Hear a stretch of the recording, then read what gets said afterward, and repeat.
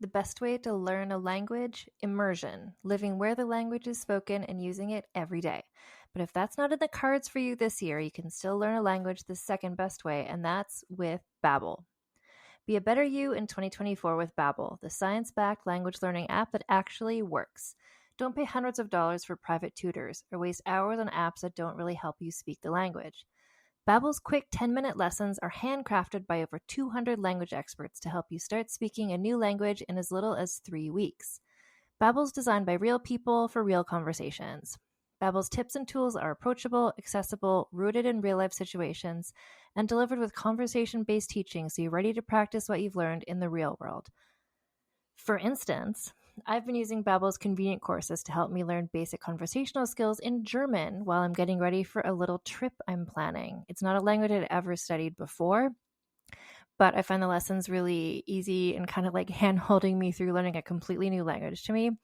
And it's reassuring to know that with the help of Babbel, I'll be able to greet people, order food, and ask for directions without having to consult language apps while I'm in Deutschland. I'm still learning. Studies from Yale, Michigan State University, and others continue to prove Babbel is better. One study found that using Babbel for 15 hours is equivalent to a full semester at college. Babbel has over 16 million subscriptions sold. Plus, all of Babbel's 14 award-winning language courses are backed by their 20-day money-back guarantee. Here's a special limited-time deal for our listeners. Right now, get up to 60% off your Babbel subscription, but only for our listeners at babbel.com/vulgar. Get up to 60% off at babbel.com/vulgar, spelled BABBEL.com/vulgar. Rules and restrictions may apply. Do you know what lies within nothing? No. Do you know where it ends? Do you want to know? Yes. Counterbalance, a high fantasy audio drama. Season 2, coming 15th of October 2023. Learn more on trilunas.com.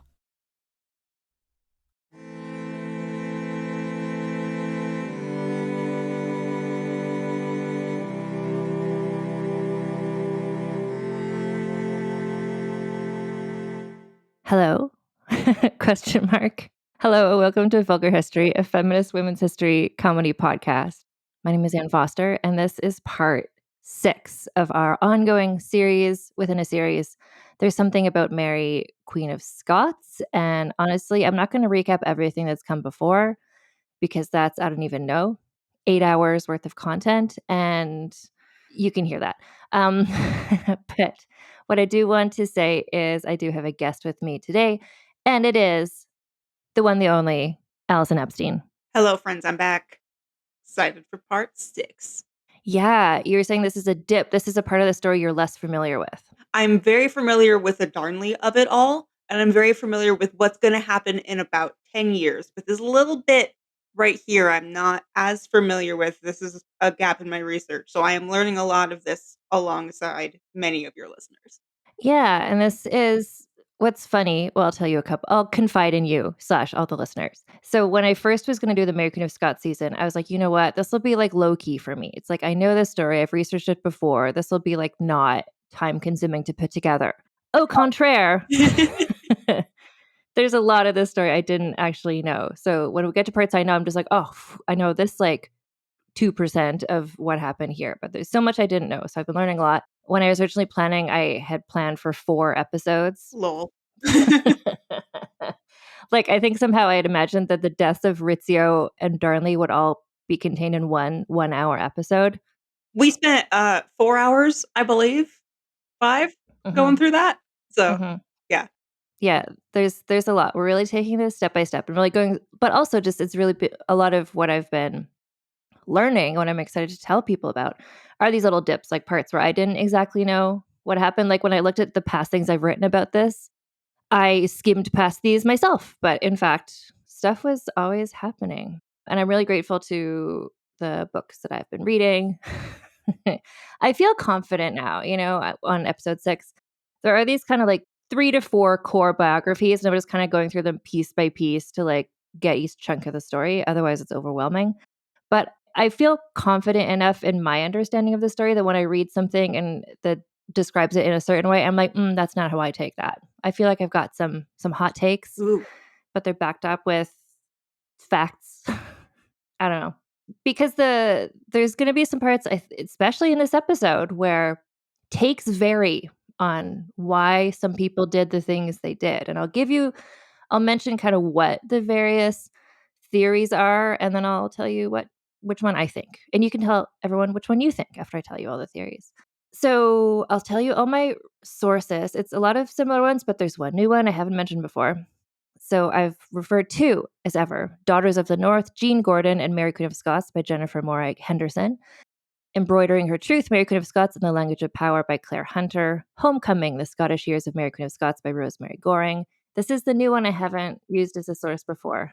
Mary Queen of Scots Secretary, William Maitland, Politician, Reformer, and Conspirator by Robert Stedell.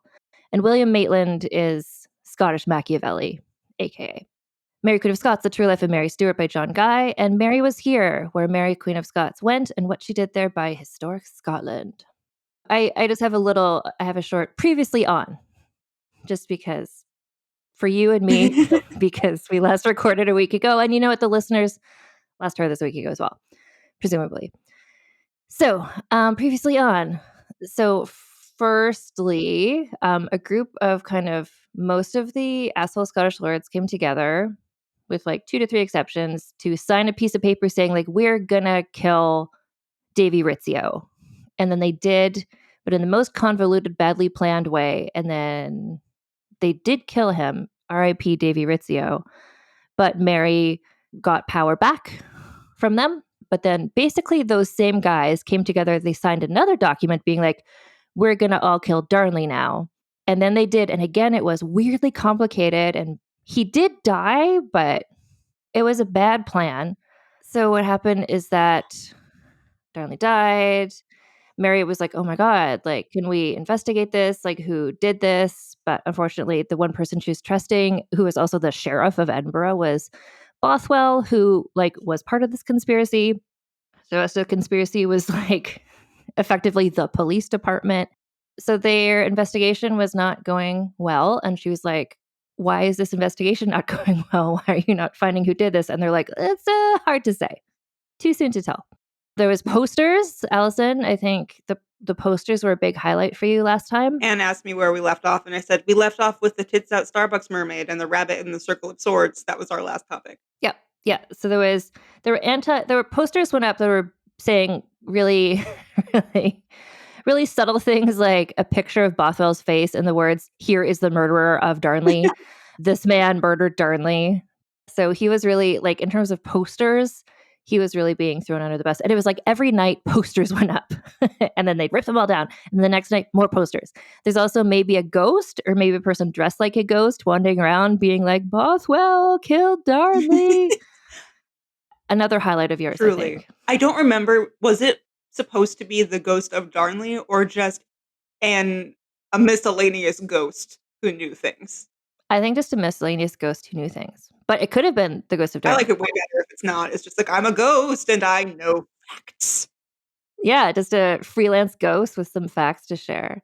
Oh, yeah, because remember there was the 2 women, Mrs. Whoever and Mrs. Whoever, and they were like, they're just silly women, where it's like, no, we like saw these people do these things, and they're like, women. We saw this man run away from the castle covered in gunpowder. That can't be relevant to this case. Doesn't sound true at all. Yeah, so I think you had a theory that maybe it was one of them dressed up like a ghost being like, actually, I'm not a woman. Will you listen to me now? I'm not a woman. I'm a ghost. Yes, that sounds right. And everyone paid more attention to the ghost, apparently, than the women. Anyway, so I have a couple updates. So since, I don't know, it's like we're recording this, the episodes come out. It's not simultaneous. But anyway, since the last episode I posted, I got a really interesting message from Tits Out Brigade member Chloe Christina, who is in Scotland, and had information about Mary Queen of Scots' connection to where she lives. I will just say that one of Mary's greatest legacies is to perhaps the contemporary Scottish tourism industry, because she spent at least one night sleeping in, seems like, every castle in that country. So every castle can be like, Mary Queen of Scots once slept here because like she spent every summer like going on progress, like traveling around, visiting her like constituents. But then also she was, variously being almost kidnapped, having to go on the run. And so she stayed in various castles for those reasons as well. So this, where Chloe Christina lives, is she lives near Cumbernauld Castle. So Mary visited this place in January 1562. So that was just a few months after she arrived in Scotland, like that previous summer. So like January, that was like her first progress around Scotland, I guess. Anyway, so here's why that's notable. So while she was staying there, she and all of her entourage mostly went out hunting, which was one of her great things. She loved horseback riding, she loved hunting. While they were away, the whole great hall of this castle collapsed. There was an architecture failure. And 7 to 8 men were killed. Mary herself was not hurt because she was off hunting at the time. But just in terms of just like how many crises can one life I have? bet you at that point she's just like, another castle has imploded and or exploded while I was supposed to be inside it. What is happening? Yeah. So here's where she's just like, I want to say like she's genuinely kind to people. And she also knows that this is helpful to her in a very smart way. So she herself was not hurt, but she went to visit. She paid condolences to the relatives of those who were injured or killed in the village below, like big, like Princess Diana type vibes of like, yes, this is good for your reputation. And also not everyone would do this. And it makes people like her, right? Like one of her superpowers is that the like everyday people of Scotland were like, oh, we like her. Anyway, so she went to pay respects to them. And then she also planted a yew tree, YEW, at a nearby castle that's called charmingly Castlecarry Castle. That's adorable. When I saw that, I was like, oh, that must be a typo. I must have typed that wrong. No, it's called Castlecarry Castle. Anyway, and that tree still grows there. So that's, if you keep in track, the second tree that we know of that she allegedly planted that's still growing. So, and I like, if whenever I'm able to get to Scotland and just pay tribute to when I go there for the 5 years it would take to visit every castle she also visited, like I'd like to visit these trees because that's like a tangible thing. Like she planted it and it's still there. Another update is this is when I sought out actually. So do you remember, Allison, in one of the previous episodes, Mary had that like horrific health incident where she like went into a coma and it seemed like she was going to die. Yes. And then the doctor wrapped her up like a mummy, like massaged her limbs, forced wine down her throat, and gave her an enema. I remember that part, yeah. And for some reason that helped her. So I asked my friend Dagmar, who is a physician, I'm like, tell me about gastric ulcers and why do you think this helped? Here's her symptoms and here's what the doctor did. And so she's like, yeah, no, for sure. That sounds like a gastric ulcer. That's what the symptoms are. The treatment nowadays involves a surgical procedure. IV fluids, medications to help the ulcer heal. So I asked her, like, so the doctor did this, this, and this. Like, why do you think that helped? And she said, well, the funneled wine wouldn't have been great for the ulcer because alcohol would interfere with its healing. But it's probably the better way to give her fluids as the drinking water may have been unclean. You know what? Fair. How many people died of dysentery because the water was unclean? I think people in this era in London, like, they drank weak beer and wine instead of water because the water was consistently so bad. So that I'm sure this was their Yes, I think it was more just like, here's some fluids. The fluid I have to give you is wine. The wrapping and the massage may have helped her feel better, but wouldn't have helped the ulcer. The enema may have also helped because she could absorb more fluid through her colon. So she would have needed fluids to replace all that she was, because she was like, I forget what it said. It's like she vomited blood 50 times in a row or something. So she needed fluids to replace all that she was vomiting and bleeding to help keep her volume up and the blood pressure okay. So it was likely time and her own body that took care of the majority of her recovery. So basically this doctor gave her fluids is which not every doctor would have. So he didn't actively bleed her with leeches. So like, I was going to say, yeah, he didn't remove fluids. And then I asked because Mary, as we're going further into the story, like she had this situation very recently to this story. I don't have a timeline in front of me, but it was kind of like she married Darnley. She had this near-death experience with a gastric ulcer. Darnley was murdered. Like these things happened over the course of like less than a year. She had a baby. She had the gastric ulcer. Darnley was murdered. Like this is like, and Rizzio was murdered while she was pregnant. So like, there's a lot going on. Yes, Rizzio started. Yeah, exactly. And she already had like chronic illness issues dealing with. And from now on, like, she has various other symptoms. So I asked Dagmar what other effects she might have had from this gastric ulcer experience. So Dagmar says she could have developed an abscess, a collection of fluid or pus, and after the infection died down, that could cause chronic pain, which it did, or bands of tissue in her abdomen called adhesions could stick to her bowel and abdominal wall and cause bowel obstruction and chronic abdominal pain. And she is, like, from now on in the story, like, she will at times be like, have horrible pain in her side. Like, she would always say, like, it's in my side. So since the ulcers wouldn't have been treated, she could also have chronic pain from recurring gastric ulcers. So yeah, I was happy to get that medical information because some of the sources are like, oh, this woman always complaining. Blah, blah. It's like, Yeah. my friend, she has serious ongoing medical disastrous things happening to her. Like, and also, like, in terms of having, like, the baby, like, it was a traumatic birth. It was not an easy birth. Like, she's not even a year out from that.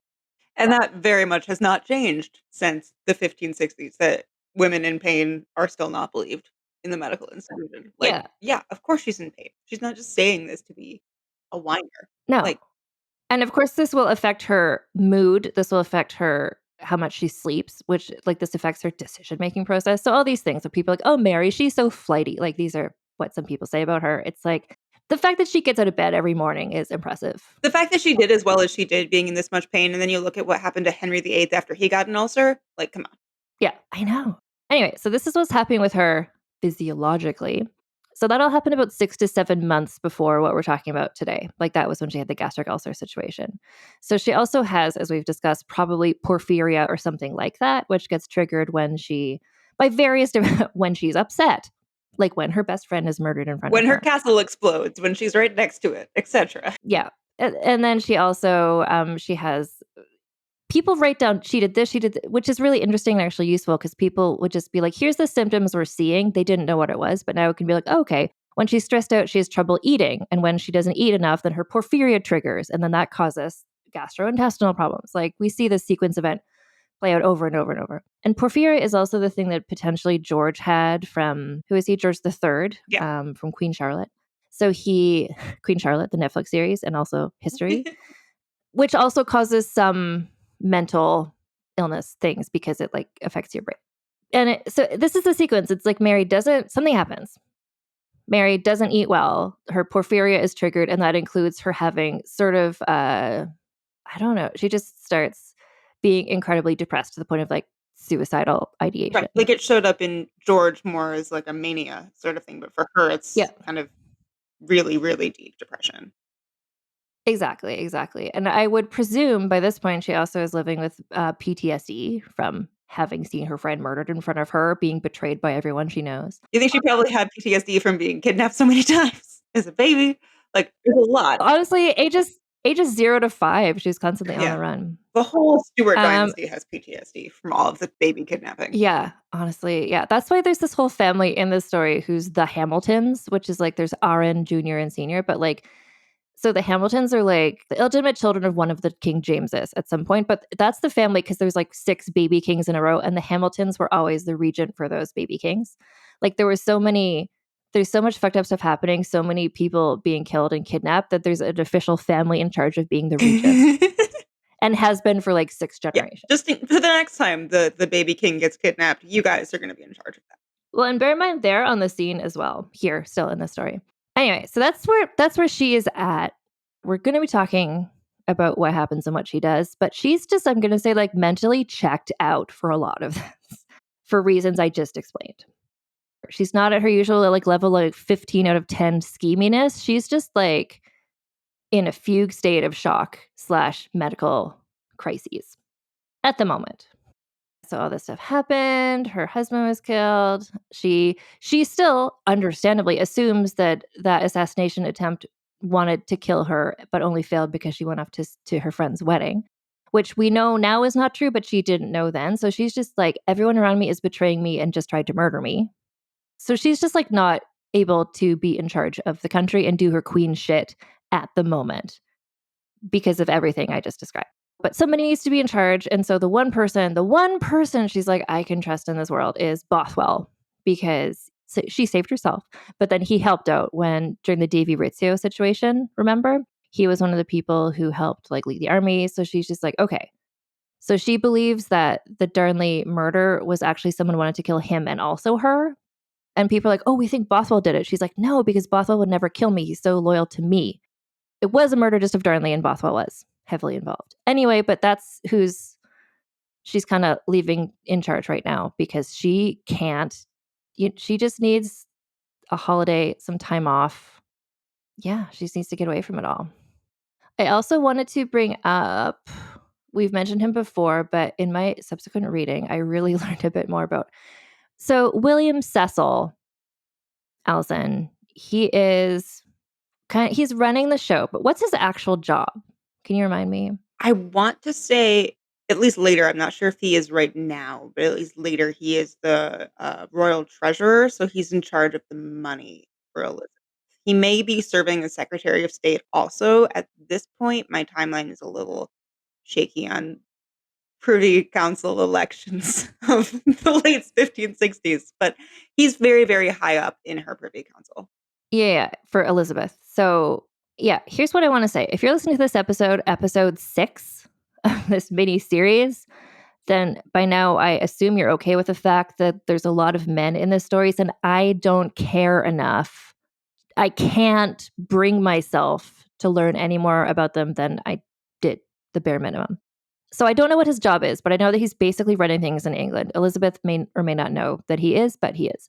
So he is the mastermind of everything. I read this. This was in the biography of Mary Queen of Scots' secretary. The biography of Scottish Machiavelli is where a book I just picked up to learn more about him.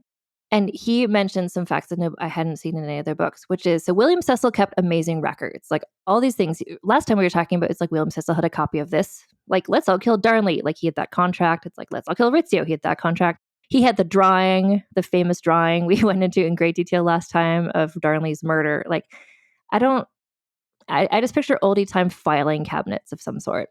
So he had receipts of everything. And he also kept kind of his own memo to myself. Like he's got all those.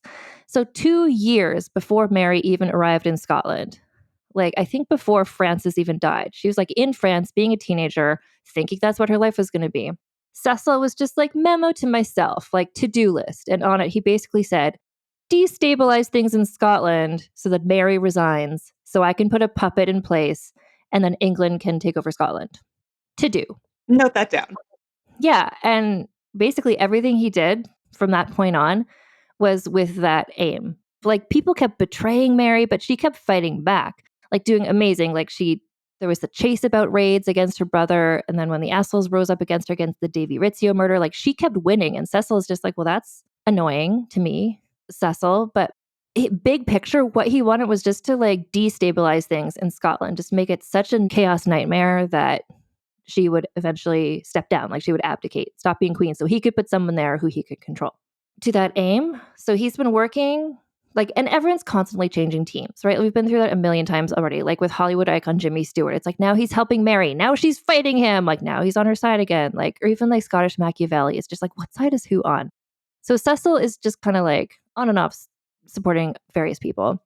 He's working with, you will recall, Counselor Jeremy Jam from Parks and Recreation is here.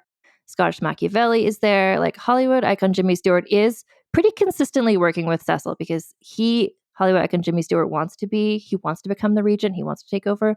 And Cecil is cool with him doing that because he's a Protestant and a man and a himbo who Cecil can control. And I did double check. Cecil is Secretary of State at this point, so he's in charge of like foreign relations, which is why he's very much like, I'm going to manage Scotland. He becomes treasurer in like 5 years, and when you're in charge of money, you're also still very in charge of foreign relations. So, like he keeps messing with things, but this is technically like in his job description at this point. To have doing the foreign relations. Yes. For sure. So like Scotland being a major foreign relation, he's just like slowly waiting for Scotland to just like rip itself apart, which it's doing, and which it feels like it maybe would have been doing without his help. But the stuff he did actively made that happen faster. For instance, you remember the Douglases? Do you remember their war cry? A Douglas. Yes. Yeah, I know. Every time I write the Douglases in my notes, I'm like, the Douglases, a Douglas. I have a friend who is in Glasgow, and I was like, "Do you know anyone with the last name Douglas?" Because I believe they live around Glasgow. And she's like, "Oh yeah, no, there's a few people who know their last name." And I'm like, "And do they ever say a Douglas?" In a university classroom? Apparently It's a not, but shame. I just maybe. think of the guy I used to work with whose name was Doug, and I would just see him, and now I wanna see him in the hall and be like, "A Douglas, a Douglas." But I don't think he'd think that was Yeah. funny. But if a Tits Out Brigade member was around, they would I'd think it get was one laugh. funny. So anyway, so the Douglases were instrumental in the murder of Darnley. Because remember when Darnley was murdered, one of those two women who nobody believed heard Darnley say, "My kinsman, why are you doing this?" Darnley basically was like, a Douglas, like pointing at them. So the Douglases had been involved in the Davy Rizzio murder. So Mary understandably exiled them, kicked them out of Scotland. But then Cecil got his goons to like get in her ear and manipulate her into bringing them back. And the Douglases were so mad at Darnley for betraying them that that's why Darnley's house was exploded, basically. So that was Cecil. Like he knew that if he got the Douglases back in Scotland, something would happen, and it did. So it's not like Cecil didn't sign the document being like, "We're going to kill Darnley," but he like led to that happening by manipulating Mary into letting the Douglases back. Let's get some little mischievous traitors into this country and see what kind of mischief they can start. Let's just see what because he just wants things to be destabilized. He just wants things to be chaos, which they are. And So I love him and his approach because he's not doing a single thing himself. He's just like, "Let's let them do this to themselves. I will watch. I will kinda, like, twiddle the knobs here to make sure everything is calibrated, but then you guys just go. Have fun destabilizing your own country." It's very devious. here's what's funny. So William Cecil, as I picture him, is in the Kate Blanchett Elizabeth movie. He's played by Sir Richard Attenborough, the like old Santa Claus looking man from the Miracle on 34th Street remake. But also he plays the guy who invented Jurassic Park in the first Jurassic I was Park gonna say, movie. that's the Jurassic Park man, Anne. No, I know. Well, I was just explaining why I come the little Santa Claus looking guy. But yeah, no, he's from Jurassic Park. So first I was like, man, I can't believe William Cecil's so evil because he's played by Sir Richard Attenborough from Jurassic Park. And then I thought, no, that's just what his character did in Jurassic Park. He invented He Jurassic created Jurassic. He is to blame for Jurassic Park. The whole reason why that all happened was because he set this thing up and then the dinosaurs did dinosaur shit. So it's actually sort of a consistent. So anyway, it does work if you picture him, the Jurassic Park guy, just being like, let's just like put some velociraptors over there. I mean, like I don't know what's going to happen, but maybe they're going to kill some people. Anyway, so William Cecil has just been hard at work at this point for something like 6 to 7 years, trying to make Scotland such a disaster that Mary is forced out of it. But she is too good at this shit, and she keeps winning. And as we discussed last time, the reasons why she is so successful is that the people of Scotland love her, like because they see she's cool, she's tall, she has outfits, she has this bright red hair. She crimps it. Her hair is crimped all the time by one of her Marys. And she goes around the country every summer. Like she's always going around meeting people in a genuine way. So they're like, oh, that's our queen. We support her. She like took the trouble to meet us. Great. Like that's what politicians still do today, right? They go around like door knocking or whatever. So one of the reasons why she keeps winning is the people of Scotland always have her back. So William Cecil is like, okay, so how can I make the people of Scotland hate her? Because if she didn't have them, what does she have? So he's like, what we're going to do is what if we make it seem like she was responsible for Darnley's murder? And I'm just picturing him monologuing, in some sort of tower room with some person being like, but what will we do, William Cecil? And he's like, like, I think I'm picturing Maleficent from Sleeping Beauty, just like, So he's like, I need to make it seem like Mary was responsible for Darnley's murder. And how do we do that? It's like, well, what if we make it seem like it's a crime of passion? Like that's her husband, kind of everyone knows she hated him. So what if we pretend like she was having an affair with someone and then they killed Darnley so she could be with this new guy. And then it's like, well, she's spending all this time with Bothwell. She keeps not turning on Bothwell. So what if we pretend like she was in love with Bothwell? The two of them worked together to kill Darnley so that they could get married. And I do have to say, that is a compelling story because in my heart, I want to believe it. I know the facts do not necessarily support that Mary was in on the murder of Darnley, but, like, God, I wish she was. I wish she looked at this man and was like, "Absolutely not. We have to blow up his house because I just cannot deal with him anymore." And, like, Yeah. props to Cecil for being like, "This is the story that's gonna make people for hundreds of years be on my side for this." Like, it's master controlling the narrative. It's great. No, exactly. And he started it he started this narrative at this time, like right after Darnley's murder.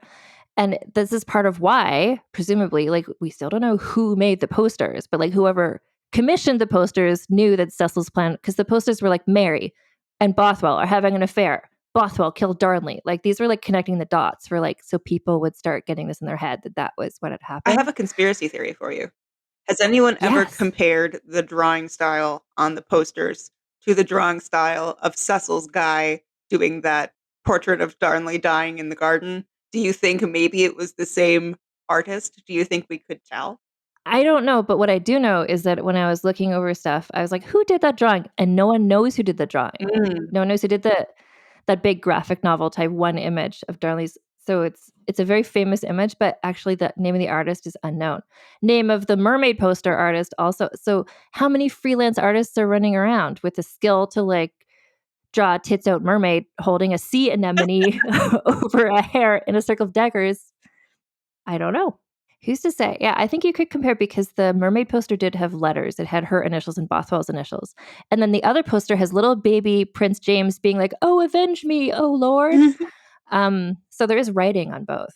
So you could do a handwriting I'll call up analysis. the Fulber Shakespeare Library and see if they'll do some research for me. Yeah, for sure. I'll see if I can get like a grant to go there do that myself.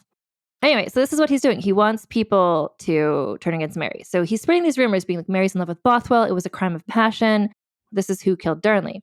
But the people of Scotland, they turned against Bothwell, but not against Mary because she's the queen and they love her.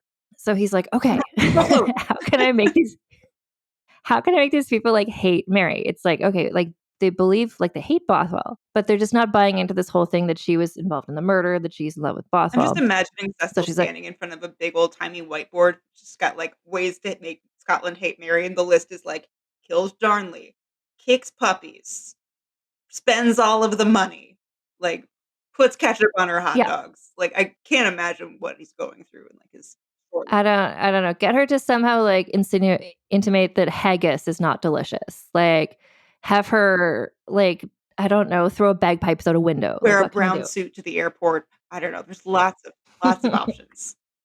So what he lands on from that whiteboard list is we need to make her marry Bothwell because that will just ruin her reputation. Well, firstly, because Darnley died 2 minutes ago, and you're supposed to be in mourning for 40 days in a dark room, let alone not get married right away. But also, if that would just really definitively cement his narrative that like she was in love with Bothwell, they worked together to kill Darnley, and the proof of it is look now they're married to each other.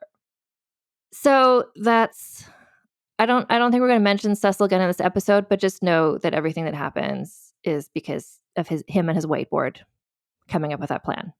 So several things stood in the way of Cecil's scheme to make Mary get married to Bothwell, like the fact that Bothwell was already married to someone else. Remember a few episodes ago, Mary, queen of matchmaking, she matchmade Bothwell to, like she personally decided who he would marry. She married Bothwell to a woman named Jean Gordon. Jean Gordon is the daughter of Cock o' the North, George Gordon. Was Bothwell not already also married before he was married to Jane Gordon? Oh, yes, but we're just going one wife at a Because he's time. already double married. So There's levels of marriages. So legally recognized in Scotland this is one of the marriages. But so Mary had married Bothwell to Jean Gordon. And that when she did that, and this is described Jennifer Morag Henderson in her book about Jean Gordon, she explains how that was like a really politically savvy thing Mary did, because when she did that was at a point where Mary really needed to solidify who was supporting her. And the two like big families, big Scottish groups supporting her were like the Gordons, like Cock o' the North's family in the Highlands, and then Bothwell's family, the Hepburns in the border area. So by marrying these two together, she like made literal that alliance of people who would support her. So it was a very politically savvy thing to do. because she loves a wedding and she loves a politically savvy wedding. Like even the bad ones. On paper, they all look Yeah. No, and this made total sense. Like the timing of it, it made all the sense in the world. But so so in terms of like, let's get Bothwell to marry Mary, it's like, well, he's like married to Jean Gordon, a marriage Mary Queen of Scots herself arranged. So it's like, was she secretly in love with him? Why would she do that then? She attended the wedding. She like provided the wedding dress. Oh, which actually I think I said in the episode where I talked about that wedding, the Jean Gordon Bothwell wedding, that Mary gave a silver dress to Jean Gordon. And it's literally a silver dress. It's a dress that was woven through with like actual silver fibers, which is quite a thing. So, but even if Bothwell hadn't been married to Jean Gordon, he was also married to someone else already, which was a Norwegian woman in Denmark, which is why I get confused about where she's from. So the woman is named Anna Trondsen, which is, I'm saying it Anna because I imagine it's like Anna and Elsa from Frozen, because that's my main understanding of Scandinavian historical culture. And she's AKA Skottafruin, which means the Scottish lady in, I believe, either Danish or Norwegian. I forget. Anna Trondsen, citizen of the world. So people call her Skottafruen. And I asked a Titso Brigade member who is, I forget if she was in Denmark or her boyfriend's from Denmark. I was just like, red alert, is anyone in Denmark? And then she's like, hey, what's up? I was like, do people in Denmark know about Anna Trondsen, aka Skottafruen? And she was like, no. Thanks for the confirmation. Appreciate that. But maybe people in Scotland call her that. Anyway, so she's Anna Trondsen. So here's her deal. She was the daughter of, I think, an admiral or something. Like, she wasn't just like some peasant rando. Like, she had like connections and stuff. She also is always described as like Spanish looking, which basically means she had dark hair. A real Lola Montez kind of lady. Exactly. But she was Danish and or Norwegian. No, so her family is very powerful in Norway, but she was in Denmark because I think her father was like there for like Navy business. And Bothwell was in Denmark. They met in Denmark. He's from Scotland. She's from Norway. And they got together. They were married, but it was in what's called hand fasting, which is just kind of like, you do it yourselves, basically. You're like, I promise to marry you. You promise to marry me. There's not necessarily a priest present, but because you both believe in your hearts that you're married, it counts as marriage. Exactly. And so this is legally binding in Denmark and Norway, but not in Scotland. I'm going to guess it's legally binding in Protestant countries more than it is in Catholic countries who need priests to like moderate things more heavily, but don't quote me on that. Yeah. So it's exactly. And Bothwell is, this is very actually important. He is Protestant. So anyway, he went to Denmark, like hand fasted with Anna Trondsen, the Skottafruen. She had a baby, and he abandoned her. He like went back to Scotland. She followed him back to Scotland. I really like her. I've never heard of her before, but Anna seems dope. Good for her. Just wait. No spoilers. For the end of this episode and what Anna does, because we're going to follow up with Anna. Anyway, so she followed him to Scotland to be like, hey, remember me? I'm your wife. And he's like, this is your child. This is your child. And he's like, So he set her up to like live in a house with his mom, like down, I guess, in the borders is where his family is. So she was like living with his mom and the child, but he's just like, that's my like mistress, my like ex mistress. Like, it's not a wife. Don't worry about it. Like, I can totally marry Jean Gordon for political reasons. But so she was writing him letters being like, please come back to me, like from the mother's house. Like, she was writing him love letters, basically being like, please come back to me, etc. Probably also money letters, like, please come back, support your child. That would be helpful for me. Yeah. So anyway, okay. But the third level of like Bothwell's wives is third. So even if he handfasted to Anna, like, and hadn't also been like literally married to Jean Gordon, he had previously been promised to a Scottish noblewoman named Janet Beaton. And so we've seen from like Henry VIII and stuff, like sometimes even like having a previous promise can mean your later marriage is invalid, like that whole thing. So he had been promised to this woman named Janet Beaton, and he was actively still lovers with her. Had he just been married to Jean Gordon for less than a year? Yes. He is a fuckboy, is his way. I think that's our reveal on this episode. At this point, all that we know about him is he's a playa. Yeah. Oh, fuckboy in the very literal sense of a boy who fucks. Okay. He is that. That's all. Well, 30 seconds from now, there'll be another reveal. But he's a man who actively has basically 3 wives. And Cecil is like, here's what I want to do. Get him to marry Mary. And then you can picture him on his whiteboard just being like writing out the names of the 3 wives. Like, okay, how can we disentangle him from each of these wives so he can marry Mary again? Remember the scene at the beginning of Lady Jane where they're writing out the family tree from Henry VIII with the 3 sisters, and they just draw one big old line through Margaret Tudor. They're like, nope, not this one. I imagine him doing the same thing. It's just like, Jean Gordon, nope, absolutely not. Nope, absolutely not. Yeah. These are not insurmountable. His like 3 wives he has already. But also, so William Cecil was like, I want to marry Bothwell to Mary because that will ruin Mary's reputation, basically. But what's the incentive? Why would Bothwell want to marry Mary? Like he has he has a wife, he has two mistresses, he's also sleeping with one of the servants. Like his sexual needs are being met. But also, like she is, as we mentioned, like just checked out for the time being. She's on a mental health leave. And so he's sort of acting monarch. Like he mostly had full control of everything in Scotland. Like he had so much power. He wasn't literally the king, but he would like had so much power and influence because he was ruling in her place because he's the only person she trusted. Sort of de facto regent at this point, even though she's like very much still the queen. He's Exactly. So it's kind of like, so why would he want this? Well, and the thing is, he wants power, right? Like Cecil is easy. He's just skilled at finding like how do we manipulate who? What's the thing they most want? And Bothwell was just basic ass bitch. Like he just wanted more power. Darnley it was sex and Bothwell it was power. They're both very simple Yeah. people. They really are, as much as both of them probably thought they were like really complicated, interesting people. And also the thing is that Bothwell is also very easy to manipulate because once you figure out what somebody wants and you start telling them things, like he was getting carried away with how much power he got. And so it was easy to lean into that. So William Cecil got Hollywood icon Jimmy Stewart, Scottish Machiavelli, and Jeremy Jam from Parks and Recreation to just be like, hey, Bothwell, maybe you should divorce Jean and marry Mary Queen of Scots. Maybe that would be a good idea. You're basically the king already. Maybe you should do that. And he was like, maybe I should do that. So I'm going to just tell you a bit more about Bothwell as a person. So the thing about Bothwell as a person is that everyone hates him and always had hated him. Where like Darnley sort of like came to town and everyone realized quickly, oh, he sucks. And then they hated him. But Bothwell, like from minute one, everyone already hated him. His reputation preceded him into the room. It's not even his reputation. It's like because he's like, I'm not hashtag like other assholes. Like I'm not like the other lords. He's like, my family is different. So he never tried to be accepted by them. He wanted to be an outsider. Like that's where he derived his sort of power and his personality from, just being like, I'm not like the other guys.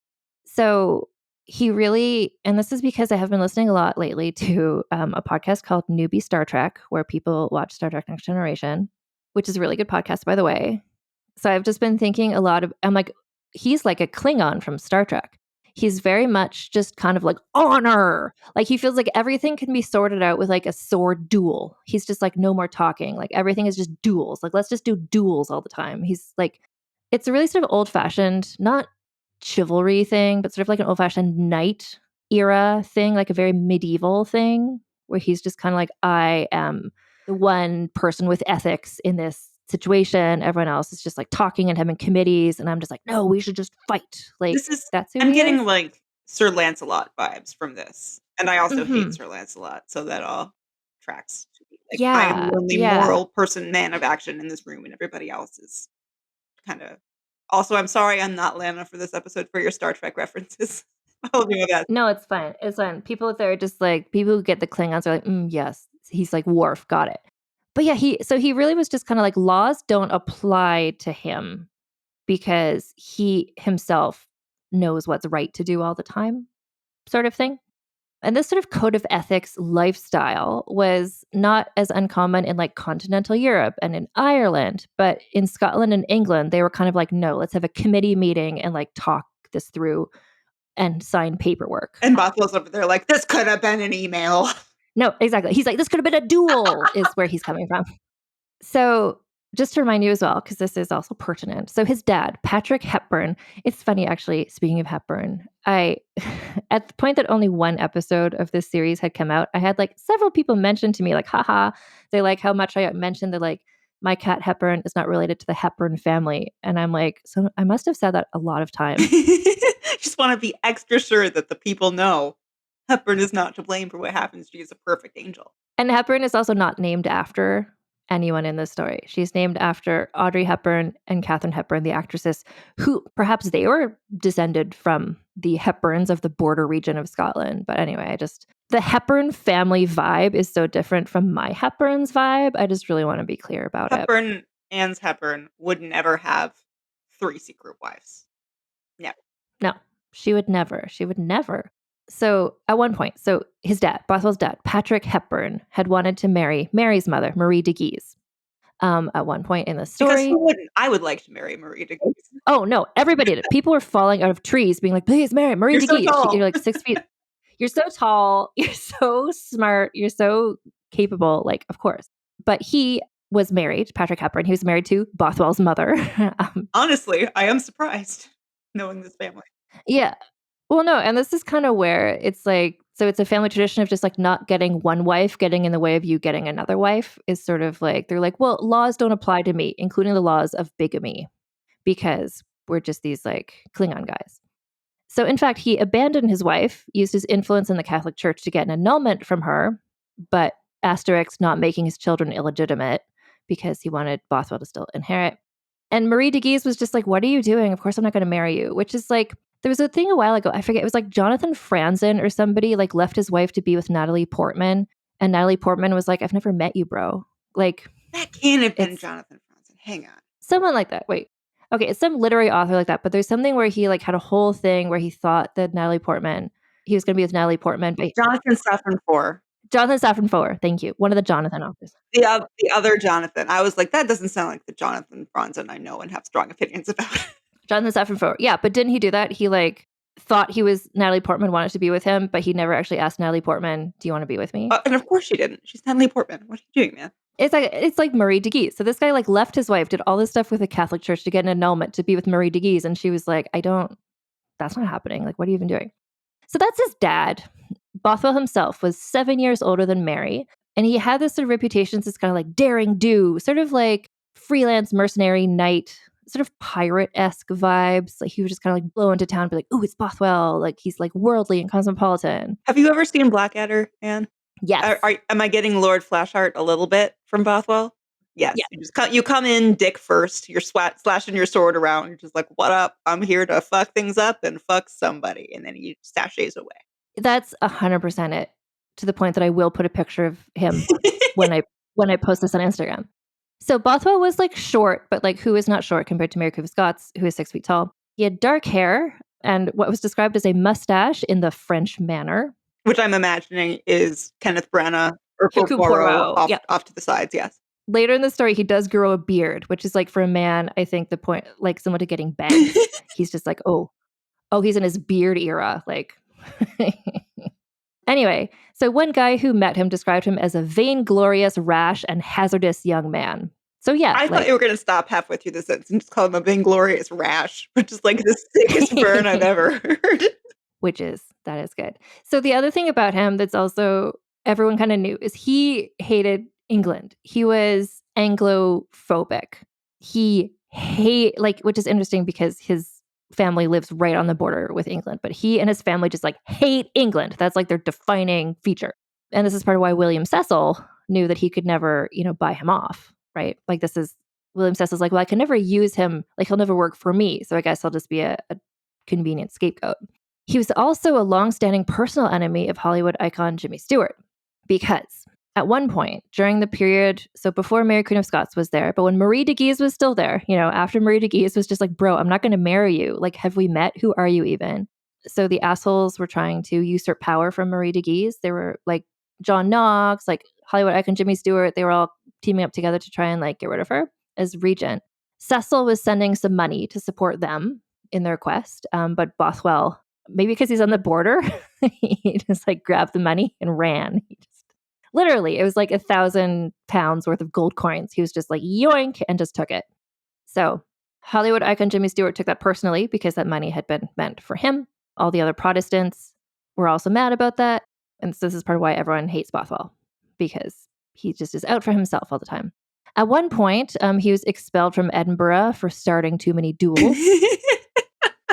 God, you love to hate this guy for that reason because he is a consistent personality. Well, and I feel like getting kicked out of Edinburgh for starting too many duels is on par with like when Lola Montez was expelled from Poland, where like a Polish listener was just like, do you know what you need to do to be expelled? That was when she was expelled from Warsaw for undisclosed reasons, right? Like something just went wrong in Warsaw. Yes. This is not a Lola Montez recap show, but I have to bring her up every time she shows up. So. No, I mean, it's like being exiled from Las Vegas for like playing cards too Right, much like, or something. It's just like, what'd you do, man? how much do you need to? Okay, so anyway, so he's studying too many duels. Then this thing happened. We talked about it in a previous episode. So Bothwell, he got in a fight with Arryn Jr., a duel, one might say. And then Arryn Jr. said, he claimed that Bothwell had wanted him, Arryn Jr., to help kidnap Mary and force her to marry him. And I was like, oh, Arryn Jr., you're insane. But it's like, but is he? Two old ladies from Darnley's murder are just like, we've been here before, Aaron Jr. No one listens. Exactly. So both men were thrown in jail for treason. Bothwell escaped from jail because, like in the Bushrangers episode, jails don't have walls or ceilings, apparently. Anyway, so that all happened before this. This is all before this. So, but just bear in mind that like Bothwell's dad annulled his marriage to try to marry Marie de Guise. Bothwell himself allegedly had wanted to kidnap Mary earlier on, perhaps. Anyway, various things happened. That's what my note says. Various things happened. Mary started to become more anti-English. And she started to think like, that Bothwell guy, like he hates England. And he's like a chaos agent, but if he's like a weapon working on my side, that could work. So Bothwell, at this point when Mary was like, maybe let's call the guy Bothwell back to town. Like I know he was banished for starting too many duels, but I could use him. At this point, Bothwell had escaped from jail. He was actively shipwrecked.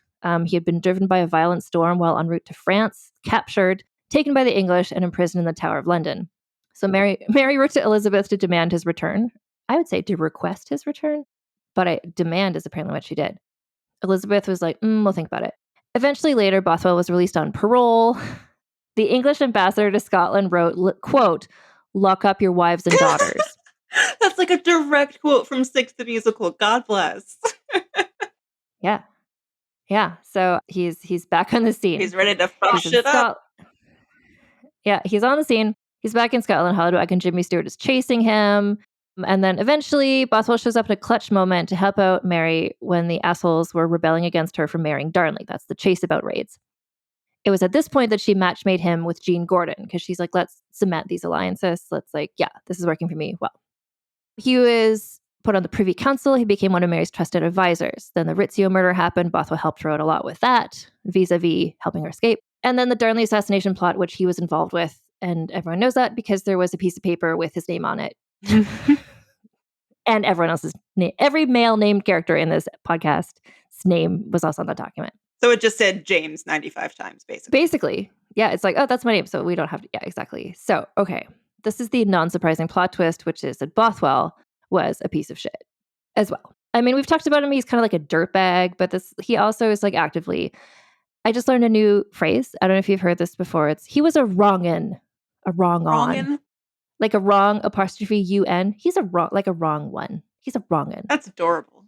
Yeah, I learned that from Double Love, the Sweet Valley High podcast, hosted by two Irish women, Karen and Anna, who are at this point in the extended vulgar history shared universe in very confusing ways. But anyway, they were saying on their podcast, oh, he's a wrong on.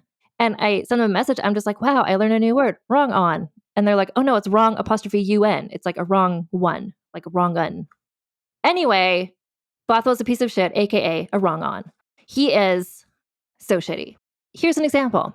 So, for instance, a few months after Darnley's death, so he was hanging out with Mary a lot. Like she was going up to this Seaton Castle, was where she would kind of go. Remember, she needed to like get air and like be outside and not just in a dark room. In the dark room where her best friend was murdered? Yeah. Yeah. So they were there and they're just like strolling the grounds and they were approached by an old man. And this old man had been one of Darnley's former servants, but now that Darnley was dead, he'd fallen into like bad times. He asked for money. Mary was always generous. Like she was always giving out tips. She was always giving out gifts. Like she was always helping people out. So she likely would have given him something, but Bothwell was just like freaked the fuck out at this guy. In fact, he began to punch and kick the beggar so savagely that the man died 2 days later. Jesus Christ, man. Yeah. So that's like a side of him that Mary had witnessed. Allegedly, around the same time is when he first proposed marriage to her. So it's not like he beat up to death a homeless person and then proposed to her, but it's like not too far apart. So it reminds me of that thing in Pride and Prejudice where Mr. Darcy proposes to Elizabeth but is mean and she says no, but it's like hey, I just beat a man to death. Will you marry me? Like, No. No, I won't. Mary turned him down. And good for her. She's like, my husband died 20 days ago in a house bombing, the first in recorded history. No, I'm not going to marry you. You just beat a man to death for asking for money. Anyway, so Bothwell, piece of shit. And then people like Elizabeth in England, Catherine de Medici in France were writing Mary letters. They're being like, please put Bothwell on trial for Darnley's murder. Everyone says he did it. You remember there's a thing, did I say this already? One of his servants was seen pushing barrels of gunpowder towards the house that day. Like, they were not good at crime, these people. No. So they were just like, please put Bothwell on trial for his murder. Like, this is like a no-brainer. Like, you need to do this because, and Elizabeth, and I think especially Elizabeth was like, people are like saying that you were involved. Like, you need to disavow this. You need to disavow him. You need to put him on trial just for your own reputation. And Cecil's in the background like, Elizabeth, stop it. My plan. That's the thing. This is really interesting. There's a couple moments in this, especially in that biography of Maitland, Scottish Machiavelli, because he worked a lot with Cecil. I got some more Cecil intel. But just to understand how much Elizabeth was like kind of supporting Mary almost throughout, but Cecil's the one who's like, what if we don't do that? Like, so there's a lot of like Elizabeth versus Mary, queen versus queen, where it's like, yeah, and there are those parts in the story, and there are more of those parts coming up. But like Cecil is just the one who's fucking this up. Like, because he wants to destabilize Scotland to take it over for England. But also, this also gives Elizabeth plausible deniability, right? Where it's like, oh, she wasn't actually that bad. Like, if she knew about the plans, maybe she would have been in on them too. Like, she didn't not know what Cecil was doing. She's not like an innocent, oh no, you blew up my best friend's life. How dare you? We wanted to like spend all our time together. She's still like a really savvy political person. She's just like, yeah. I mean, they are cousins though. So like, I do think there's something in her that's like, I'd prefer not to like completely destroy her, but if I have to, I will. And her thing too, and we're going to see this too as the story goes on, is that Elizabeth really has such importance placed on being a monarch and like what that role means, being like God chose you to be the queen or whatever, and that's more important than other stuff.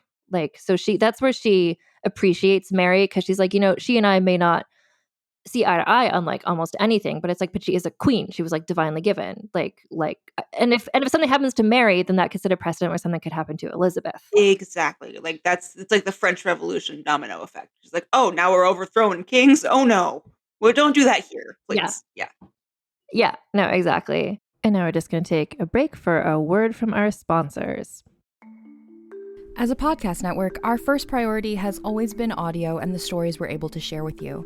But at Realm, we also sell some pretty cool merch, and organizing that was made both possible and easy with Shopify. When you think about successful businesses like Aloe or Allbirds or Skims, an often overlooked secret is the business behind the business that makes selling and, for shoppers, buying simple. For millions of businesses, that business is Shopify. That's because nobody does selling better than Shopify. It's the home of the #1 checkout on the planet. And the not-so-secret secret that's definitely worth talking about is that Shop Pay boosts conversions up to 50%. That's more happy customers and way more sales going. If you're hoping to grow your business, your commerce platform better be ready to sell wherever your customers are scrolling or strolling, on the web, in your store, in their feed, and everywhere in between. Businesses that sell more, sell on Shopify.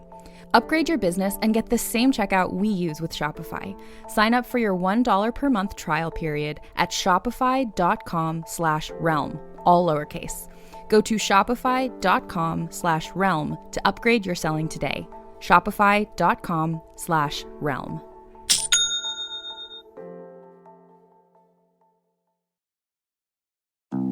Hi, I'm Jennifer, a founder of the Go Kid Go network. At Go Kid Go, putting kids first is at the heart of every show that we produce. That's why we're so excited to introduce a brand new show to our network called The Search for the Silver Lining, a fantasy adventure series about a spirited young girl named Isla who time travels to the mythical land of Camelot. Look for The Search for the Silver Lining on Spotify, Apple, or wherever you get your podcasts. People often look at me with confusion when I ask them what their only one in the room story is. They think it has to be like mine, where I went to a 600-person event and discovered that I was the only Black person there. I know. Horrifying, right? Hi, I'm Laura Cathcart-Robbins, and I am the host and creator of the podcast Only One in the Room. Every week, my co-host Scott Slaughter and I invite you to join us for an hour and lose yourself in someone's only one story. This podcast is for anyone who's ever felt alone in a room full of people, which is to say that this podcast is for everyone. I'm Brennan Storr. I'm Paul Bestall. We're the Ghost Story Guys. And every 2 weeks, we explore first-person stories of encounters with the paranormal from all around the world. Then we have some fun reacting to those stories. We like to say our goal is to scare the hell out of you, then make you laugh. Belief in the paranormal is not required.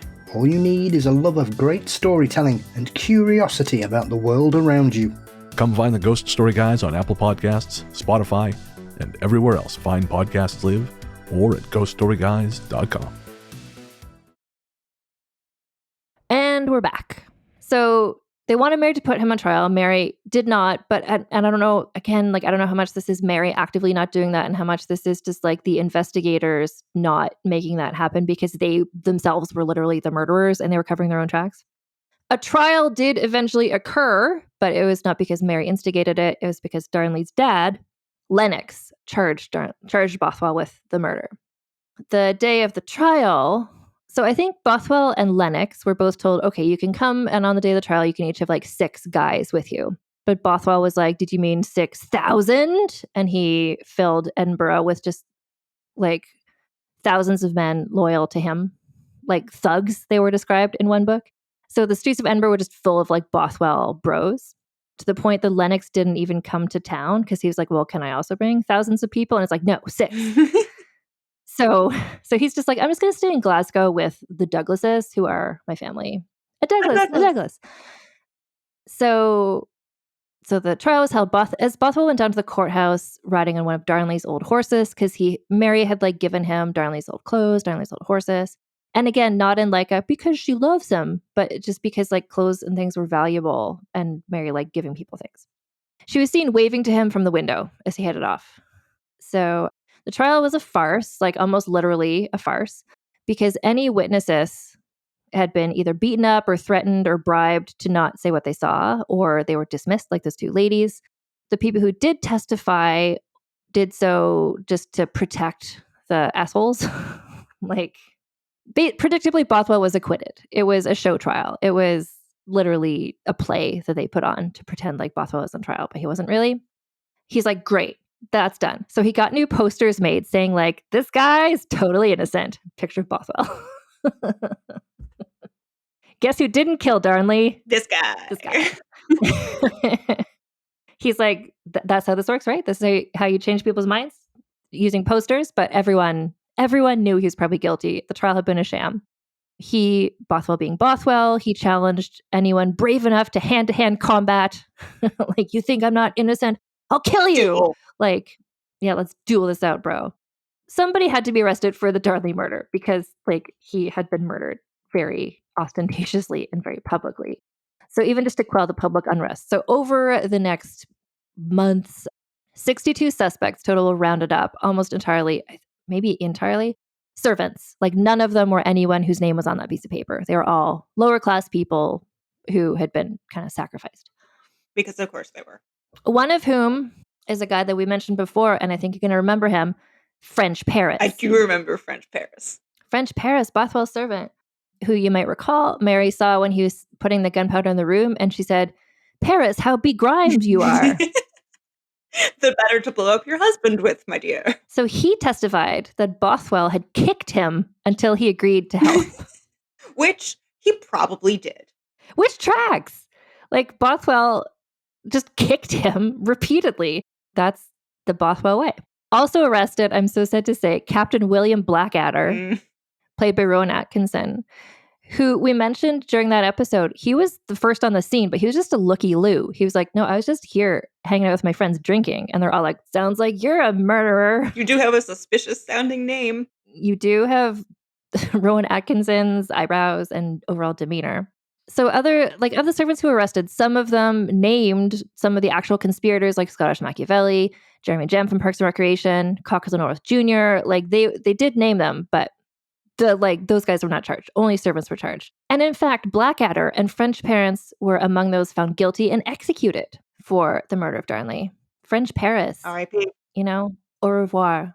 So Bothwell was, again, doing fine. To celebrate his being innocent, he invited 28 assholes with him to a place called Ainsley's Tavern, which it's unclear if that's actually a place or if Ainsley's Tavern was Ainsley's Tavern Catering Services Incorporated, and they could just turn your house into Ainsley's Tavern and you could just do that in your house. Like a Tupperware party.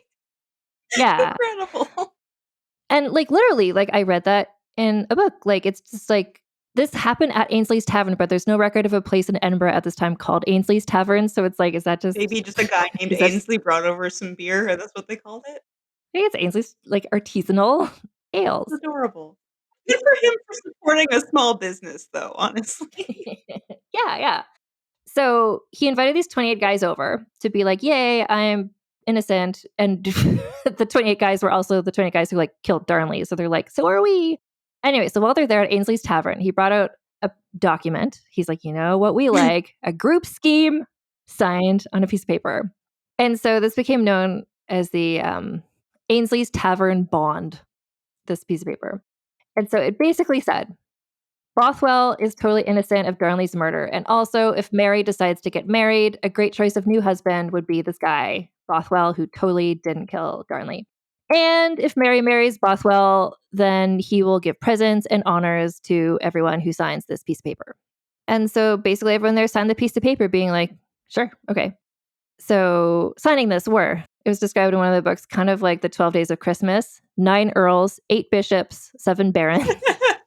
Among them, Jeremy Jem from Parks and Recreation, Scottish Machiavelli, Cocker the North Jr. Can you remind me what Jeremy Jem's actual historical name is? Is James Morton. Okay. The thing that is challenging to me in reading all these biographies is we've got Morton, who is Jeremy Jem from Parks and Recreation. We've got Scottish Machiavelli, who is William Maitland.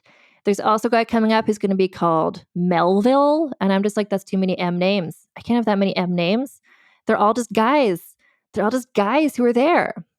So. Too many guys. Yeah. So, Jeremy Jem is also a Douglas. A Douglas. He is affiliated with the Douglases. I think he's the leader of the Douglases. I think during the Davy Rizzio murder, he was leading the Douglases to do that. Were there 5 Douglases and Douglasing at this signature party? That's really hard to say, by the way. 5 Douglases. 5 lords a leaping, 10 Douglases. Oh, there were definitely lords, and I'm sure they were leaping. But yeah, so basically, it's Ainsley's Tavern Catering Company Supply Incorporated, and they signed a piece of paper being if Bothwell married Mary, we would support that. We, the undersigned, every named character from this story. Hollywood icon Jimmy Stewart not there because he's a slippery guy and he just doesn't put his name to paper, so he has plausible deniability. Which honestly, good for him. In this era, it's just these other assholes are just let's sign some more paperwork. Bro, again? Signing paperwork again? This never works. Anyway, so these guys also at this party, they know he has 3 wives already. But Jean Gordon was the main wife. She's the one that everybody knew about. And she was I'm not going to divorce you. No, not because she liked Bothwell, but just because she had married him and she got some properties to manage and she wanted to maintain her that stuff, the money and things reasonably. She said, in fact, she would die with the name of Lady Bothwell. So again, this is not because she loved or even liked him. In fact, Bothwell had started having an affair with one of her servants on their honeymoon. Bro. Yeah. And he was also constantly hooking up with his ex, Janet Beaton. But she just refused to claim that their 1-year marriage had been a sham.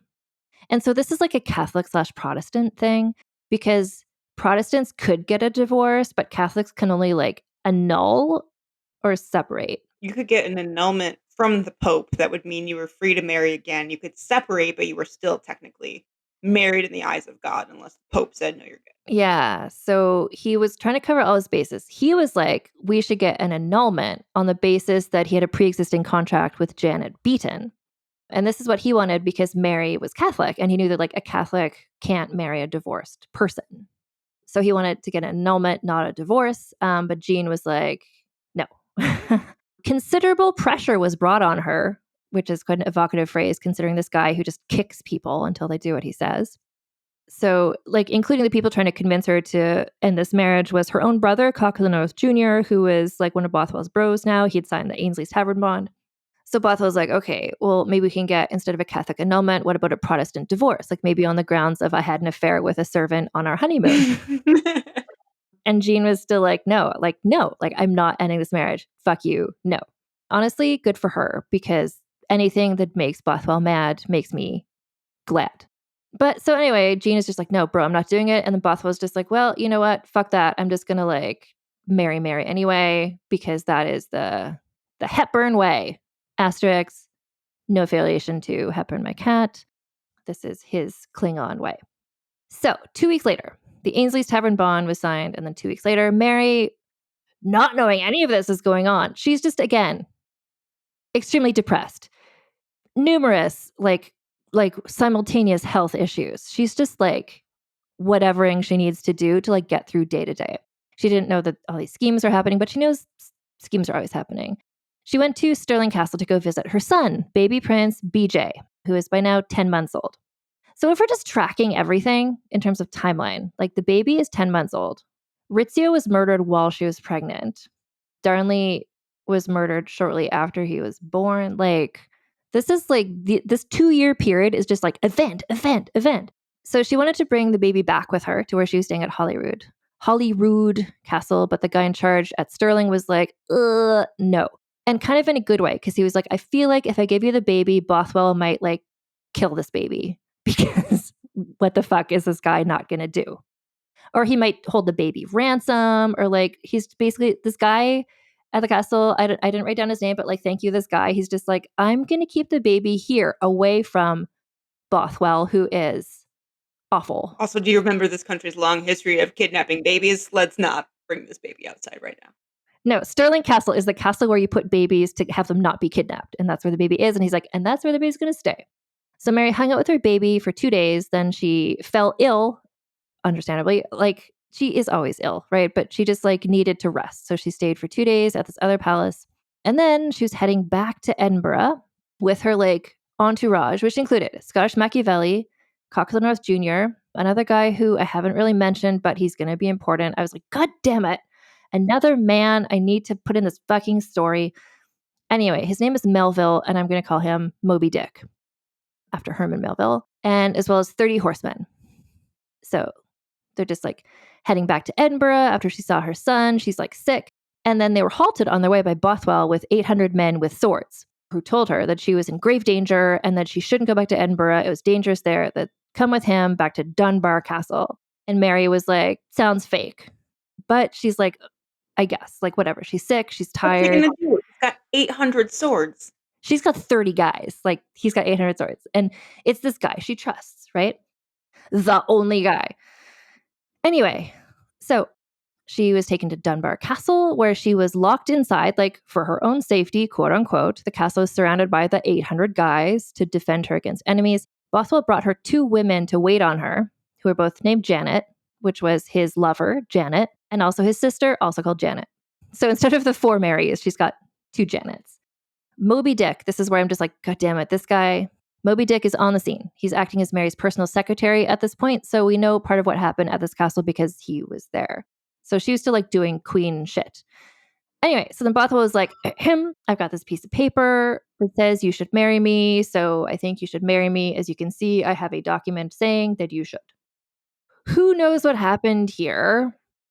I guess we'll put a little content warning. Christina, we'll put a content warning in the show notes because there is a sexual assault component to this story. So put the timestamp for whatever time it is right now. Thank you. So they had sex in some coerced way, Bothwell and Mary. So this is where people still to this day find it easier and maybe more palatable to think maybe she was already lovers with him. Maybe if she was already in love with Bothwell, they worked together to kill Darnley, and then she only pretended to be kidnapped by him, but secretly she knew he was going to do it, so that when they had sex at Dunbar. It wasn't rape. That is a nicer story to think about. Is it a true story? Given what we know about Bothwell so far, I would question it. So whether he talked her into it or took her like physically by force, like Mary had not chosen to be there. She had not chosen to be there with him. Either way, it's Like sexual this, assault. It doesn't matter if it's verbal coercion or physical coercion. yeah, no, exactly. She had not chosen willingly and freely any of this to happen. And the reason why this detail I'm including in the story is because it's part of the narrative, but also because she became pregnant at this point, and that is crucial. Following this, Mary spent the next 2 weeks at Dunbar. And so this is where, like, again, like we don't know what was going through her head, which is fine. But also, this is where a lot of people try to guess what was going through her head. So it's like she spent 2 weeks there, like, quote, without trying to escape, where it's like, bro, there's 800 people outside. Like, what's she gonna do? We know she's good at escaping when she needs to. So some people take it to mean that, like, oh, she didn't mind being there, or like she wanted to be there, or like she wasn't a prisoner because she didn't try to escape. And that's a real victim blamey way of framing this. Like, if you didn't fight back, then you must have wanted it, which is gross. Yeah. No, exactly. Like one of the biographies was like, well, Moby Dick was there, like some of her other people were there. Like if he was assaulting her, she could have screamed. Like everyone there was on Bothwell's payroll. And also, maybe she did. Who knows? You weren't there. right. So that's where people just really want this to not have been rape, because that gets in the way of any reading of the story that's not Bothwell is a piece of shit who kidnapped her. Interesting tidbit is that so the TV show Rain ended before any of this happened, like their version of American Scott story, because they were tragically canceled before they could do a 5th and final season. So season 4 ends with Mary and Bothwell. It basically ends with Bothwell being arrested for Darnley's murder, and then flash forward to years later. So you don't get any of this. And I was like, it's interesting because on Rain, and I think I told you this before, not on the podcast, but I want everyone to know on the podcast too. So when Bothwell came on the show Rain, he was cast with, well, everyone on the show Rain is like an extremely attractive person because it was a show on the CW, and that's their vibe. That's the aesthetic. Even the guy playing John Knox, weirdly hot. Quite a choice. Anyway, so the guy that cast to play Bothwell was like really handsome, instead of like an Errol Flynn, Cary Grant sort of way. Like he's like, you know what? He's like the strapping knight sort of vibe is like the actor who they hired. And he came on and he was like, hey, your mother trusted me, and she says that you can trust me too, which is true to what happened. And so he becomes like her loyal advisor. True, also happened. But then Rain ended when he was arrested. So everything that happens, so I was a Rain stan when it was on. I have a friendly relationship with one of the writers of Rain. And so after the show ended, I was like, what were you going to do in season 5 with Bothwell? Like you set him up to be this like great alternative to Darnley. Like he's this handsome guy who's nice and helpful and whatever. Like in Rain, they actually show Bothwell literally being the one who like beats up Darnley in the like amid the fiery explosion of his house. Like he's the one who like kills him. It was like very satisfying. And he said, oh, basically because it's Rain, he's like, oh, he's going to like sell his soul to the devil or something.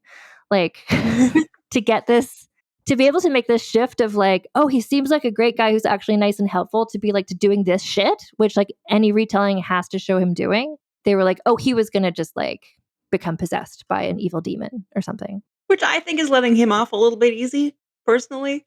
Oh, for sure. For sure. Like, no, this was all of this was you. He was always a piece of shit. You were in charge. Again, you have agency, my man. Yeah, so I don't know. In that sense, Rain, a lot of the times I see it as kind of like Mary's point of view. So like what I'm trying to do with this podcast too is like, I want to tell you how she saw these people and how she trusted them without the foresight of like that they're going to be a piece of shit later. So I think on Rain, it's like she thought he was good, and so the show showed him as being good, but they never got around to showing the rest of the shit he did. I assume once you make your billions on the Tits Out Brigade Empire, you're going to give at least $5 million to the team of Rain and ask them to make season 5, just for you. You know what? Just for me, yeah. What a dream. I would love to. Because there's some characters I would love to see them cast. So, characters we've yet to meet. Ooh. Anyway, so here's the thing. So Moby Dick is there. He's on the scene. Melville, who's her like secretary or whatever, he's on her side as insofar as like he's not on Bothwell's side. And he wrote down kind of what he witnessed. And part of what he witnessed was her calling out for a knife so she could kill herself. And if it didn't come quickly enough, she was going to drown herself. So, like, crime of passion, like two lovers absconding together, like, this was not. Like, this is a woman in crisis who was kidnapped and assaulted. And yeah, that's what's happening. Listeners can't tell, but I can tell that Hepburn the cat has arrived to make sure that we know she has no relation to Bothwell. She's very much here just being like, I disavow this. The only Hepburn that she recognizes is Catherine. But Mary's, like, the citizens of Edinburgh, like her subjects, they heard that she had been taken to Dunbar. They heard that she was kidnapped. So the guys, remember the guys with the torches who were just like, what's happening? Is someone messing with our queen? Like, those guys came out. They tried to send a rescue party to go and save her. The alarm bell was rung because she was like on her way to Edinburgh when she was taken.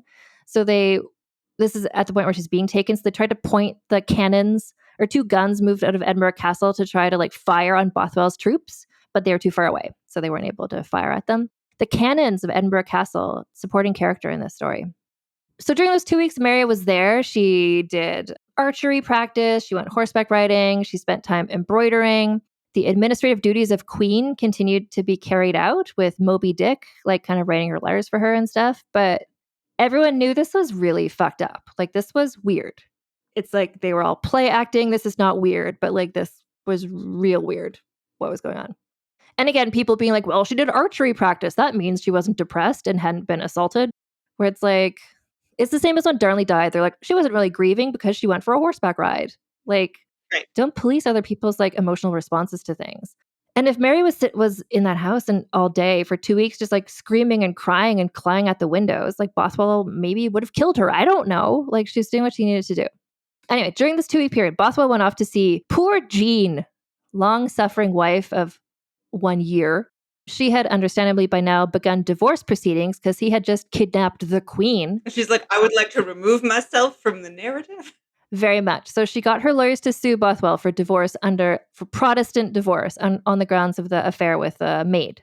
Not on the grounds of kidnapping the queen and keeping her captive and sexually assaulting her. But yeah, exactly. So he filed a counterclaim with the Catholic Church, asking to have the marriage declared null on grounds that he and Jean were too closely related. And they were closely related in the sense of like one of his family members had married one of her family members, sort of thing. But in fact, they had gotten a dispensation before their marriage for that. And Jean like had that piece of paper. The Pope was like, I thought I covered this already. Yeah, Bothwell was like, nope, totally didn't get a dispensation. Totally. Anyway, so she was granted the divorce. Within a week, he got his annulment saying the marriage was null and void. Also, both of these things happened like weirdly quickly. Everything's happening weirdly quickly. So then they returned to Edinburgh and they're just like on their horses. And unlike other times she's returned to Edinburgh, the citizens were just like, do we cheer? Is this a good thing? Is she a free person? Like, what is happening? So she moved back into Holyrood Palace, and she had Bothwell appointed the Duke of Orkney and the Lord of Shetland, which raised his profile such that she would be able to marry him. So it seems like she's going ahead with the like, I'm going to marry Bothwell situation, which again is like, what are you doing? Why? So the thing is, Scottish law at this time said that if a rape occurred and the man married the woman afterwards and she forgave him, then it was no longer a crime. So it seems like that's what she's doing. The law is wild. That's all I'm going to say about that. Yeah, so she could have not married him. She could have been like, this motherfucker just kidnapped and assaulted me. So the fact that she went along with marrying him is why some people think, well, maybe she really was secretly in love with him and killed Darnley. And it's like, no, that's what William Cecil put on his whiteboard. That's not what really happened, man. But it's an efficient, like you just said, like it's an efficient storyline. To be like, okay, if she was in love with Bothwell and then they teamed up together to kill Darnley and then they got married, that's a neat and tidy story that is like easy to. It's also a big win for her, which like is a nice story to believe in, because you're like, yeah, fuck yeah, Mary, go you. Exactly. Anyway, so it's just these events happened and we don't know why she made the choices she did. Part of why she made the choice she did may be that she suspected because of the rape she was pregnant, which she was. Like, She wouldn't have known 2 weeks later, but she knew that was a possibility, and she wouldn't have wanted to be an unwed mother. She wouldn't have wanted her child to be maybe illegitimate. Like, abortion is so much not an option for her that at some point previously in the story, there was a thing where like two people, I think it was her apothecary, her French apothecary, had an affair or like got one of her like servants pregnant, and then they tried to get an abortion, and then that was found out, and then both of them were executed. So for trying to get an abortion. So that's like abortion law in Scotland. at this Reminding time. everyone that she was very Catholic. So Yeah. This is where she's coming personally. So it's like abortion not an option for her. Yep. Anyway, so whatever. Or maybe like she saw that letter signed by 28 people being like, yeah, if you marry Bothwell, we'd support it. So she might just be like, I guess I'll do that. I don't know. this is what happened, and then historians have argued over why for 400 years. So all I can say is like, here's what happened, but I am like very confident that she was not involved in the murder of Darnley, mostly because she was just about to sign paperwork with Elizabeth that would have settled the succession. And Darnley being murdered fucked that all up, and she'd been working towards that for 5 years. She wouldn't have fucked that up. Like, she wouldn't have. That was her whole dream. And then the Bothwell thing, he like, to me, clearly kidnapped her and raped her. And then she agreed to marry him, and I don't think it's a love story. But I understand that that's an appealing narrative, and that's why Cecil engineered this all. And because her marrying Bothwell so soon after Darnley's murder, with everyone assuming he was guilty of the murder, did just what Cecil had wanted. It made her look guilty of murdering Darnley as a crime of passion. So there was a thing in this era when a couple was getting married, someone had to like pre-announce it. It's like having the banns proclaimed. I think people still do this in some places. You have to like post in the newspaper, so-and-so is going to marry so-and-so. Like, so if someone can be like, no, they can't. I'm his secret wife from Norway or whatever. Anyway, so the banns had to be proclaimed like by the like minister in church saying like, so-and-so is going to marry so-and-so. But Bothwell had trouble finding someone to do this because everyone hates him. Everyone hates him, and no one supports his marriage. And they all assumed the queen was being held against her will by him, which she was. So John Knox was not on the scene at this point. I don't give enough of a shit to like learn why, but I did see one reference to the fact that he had married a teenager recently, and he was aged 57, and that was fucked up for everyone, even in like Reformation Scotland, even if it's John Knox, and he kind of like pieced out for a while to like ride out the scandal of him like grooming and marrying a child. So anyway, John Knox not on the scene, but his assistant was there. And so this assistant had heard, everyone had heard, not even rumors, everyone knew that Bothwell had like kidnapped Mary. And he refused to allow the bans to be proclaimed unless Mary gave him written proof that she had not been raped or abducted against her will. So she provided a statement saying, I was not raped or abducted against my will. She said in the statement, like, at first I was mad at Bothwell for kidnapping me, but because of his record of loyal service, I now forgive him. So the assistant proclaimed the bans in church, but then he kind of like, and this is where you're like, oh, you're like John Knox's protege. Because he's like, so Bothwell is going to marry Mary Queen of Scots, but this is fucked up. He killed Darnley. I don't agree with this. Like, he said all this stuff in church. Bothwell summoned this guy to be like, what the fuck, dude? You just like, you not can't what just I do that. asked you to do. And this guy, just like the like John Knox fanboy he was just like, if I can just mansplain to you for a minute, why actually you're a piece of shit, actually. Except in this case, and this is like, good for him. No, exactly. In this case, I'm just like, yes. I kind of wish it was John Knox at that point, because it's like, just use your power for good. Like telling off this piece of shit for being a piece of shit. Bothwell, of course, threatened to kill this guy, but did not. A duel. Exactly. Anyway, and then Mary and Bothwell were goddamn married. So this was like, he kidnapped her on April 24th, and they were married on May 15th. So like not even a month later. And it was a Protestant ceremony. Scandal. Yeah, that was Bothwell's religion, not Mary's. She wore an Italian black gown embroidered in gold and silver, and then after them, because of mourning, because her husband died 3 minutes ago. And then she changed into a dress of gold and yellow for the reception, which was open to the public, and people who went by just said no one was talking. Everyone was just sitting there. Everyone looked really sad. She was like softly weeping to herself. Shortly after the ceremony, one of her friends or the priest or somebody found her in tears, and she regretted agreeing to a Protestant ceremony.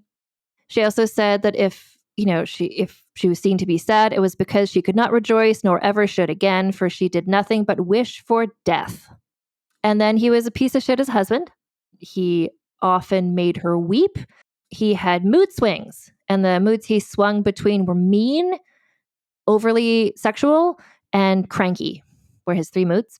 But he also really leaned suddenly into a like Calvinist Protestant Puritan vibe where he forbade all fun.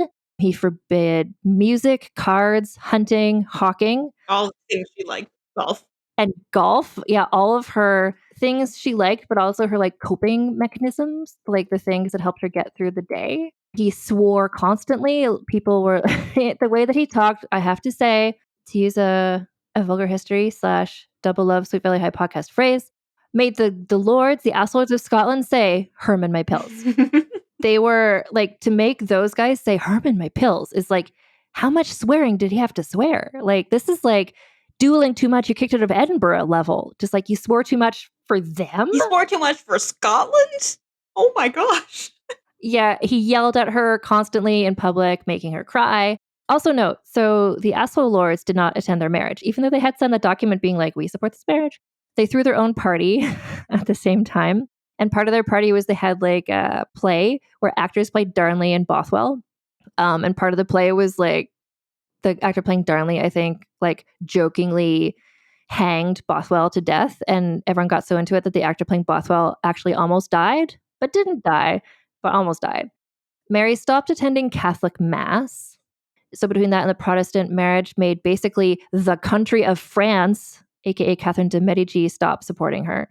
The Pope also was like, yeah, pass from me, bro. So like all of the Catholic countries who used to support her now didn't. Her Diggy's relatives no longer wrote her letters. And to me, that's like the biggest sign of what an abusive asshole Bothwell was. Because like she's like the most Catholic person ever. And when she's like, okay, I will have a Protestant wedding and then stop going to mass, she is terrified of him. No, this is horrifying. So, but like she saw him beat a man to death. So like she knows, like, if you don't do what he says, even though she's the queen, like that's clearly not going to stop him. So the broadsheets, aka posters, in Edinburgh compared her to biblical floozies like Jezebel and Delilah, and also to the like Greek figure of Clytemnestra. So again, like with the posters, like the posters are being done by people with a real classical education, assuming that the readers of the posters can A, read, and B, are familiar with these allegories. Yeah, so Catholic Europe saw her as entering a bigamous marriage with a heretic. And just like Cecil wanted, she also lost public opinion. So like no one was supporting her anymore. Like every person in Scotland was against Bothwell, including the guys who had signed that document at Ainsley's Tavern saying, we support this marriage. Like they signed that because they wanted to bring her down so that they could take over. It's not like they knew that her marrying Bothwell would ruin her reputation, but they wanted her reputation ruined so they could take over. Not so Bothwell could take over. So they got out a new document, Allison. They're just like, you know what? We need to sign all of our names, which are all James, to another piece of paper. This is like treaty _final. Yeah. So they made a new document. And this one was like, we're going to free Mary from Bothwell. Then we, the assholes, will take over, is what they were going to do. And they called themselves the Confederate Lords, which means a different thing than the way that sounds today. Back then, it was just like a bunch of lords together. Yeah, joined in a group. So anyway, everybody hated him. They'd already hated him. Now they hate him even more. Like they're all writing letters to Elizabeth being like, we hate him. He's terrible. Elizabeth, like, can England take over? Like, get rid of this guy. We hate him. Although Bothwell wrote Elizabeth a letter being like, hey, so I'm the King of Scotland now. Everyone loves me. It's great. She's like, is that true? And Cecil's over there by his whiteboard being like, it is absolutely not true. Yeah. So Elizabeth wrote Mary a strongly worded letter like, what the fuck? Like, you're not, like, I wanted to name you my heir, but I can't because you just married this guy. So Cochran North Jr. was like one of the only noblemen left at court. Almost everyone had left, like at the meetings of the Privy Council, like no one showed up. So Bothwell made a rule that's like, attendance is mandatory, but everyone's like, we're still not going to come. Like, we hate being around you. We hate you. Like, anyway, Cochran North Jr. was one of the only people still left, but he asked Mary's permission, good for him, to leave because just like being around Bothwell was disgusting. And Mary was in such a bad place. She was just like, oh, really? So like your father, Cock of the North, are you going to rebel against me now too? Which is like the cruelest thing she could have said to him, considering how she like The last guy on her side. the last guy on her side, and like she had, led a civil war that led to the destruction of his whole family.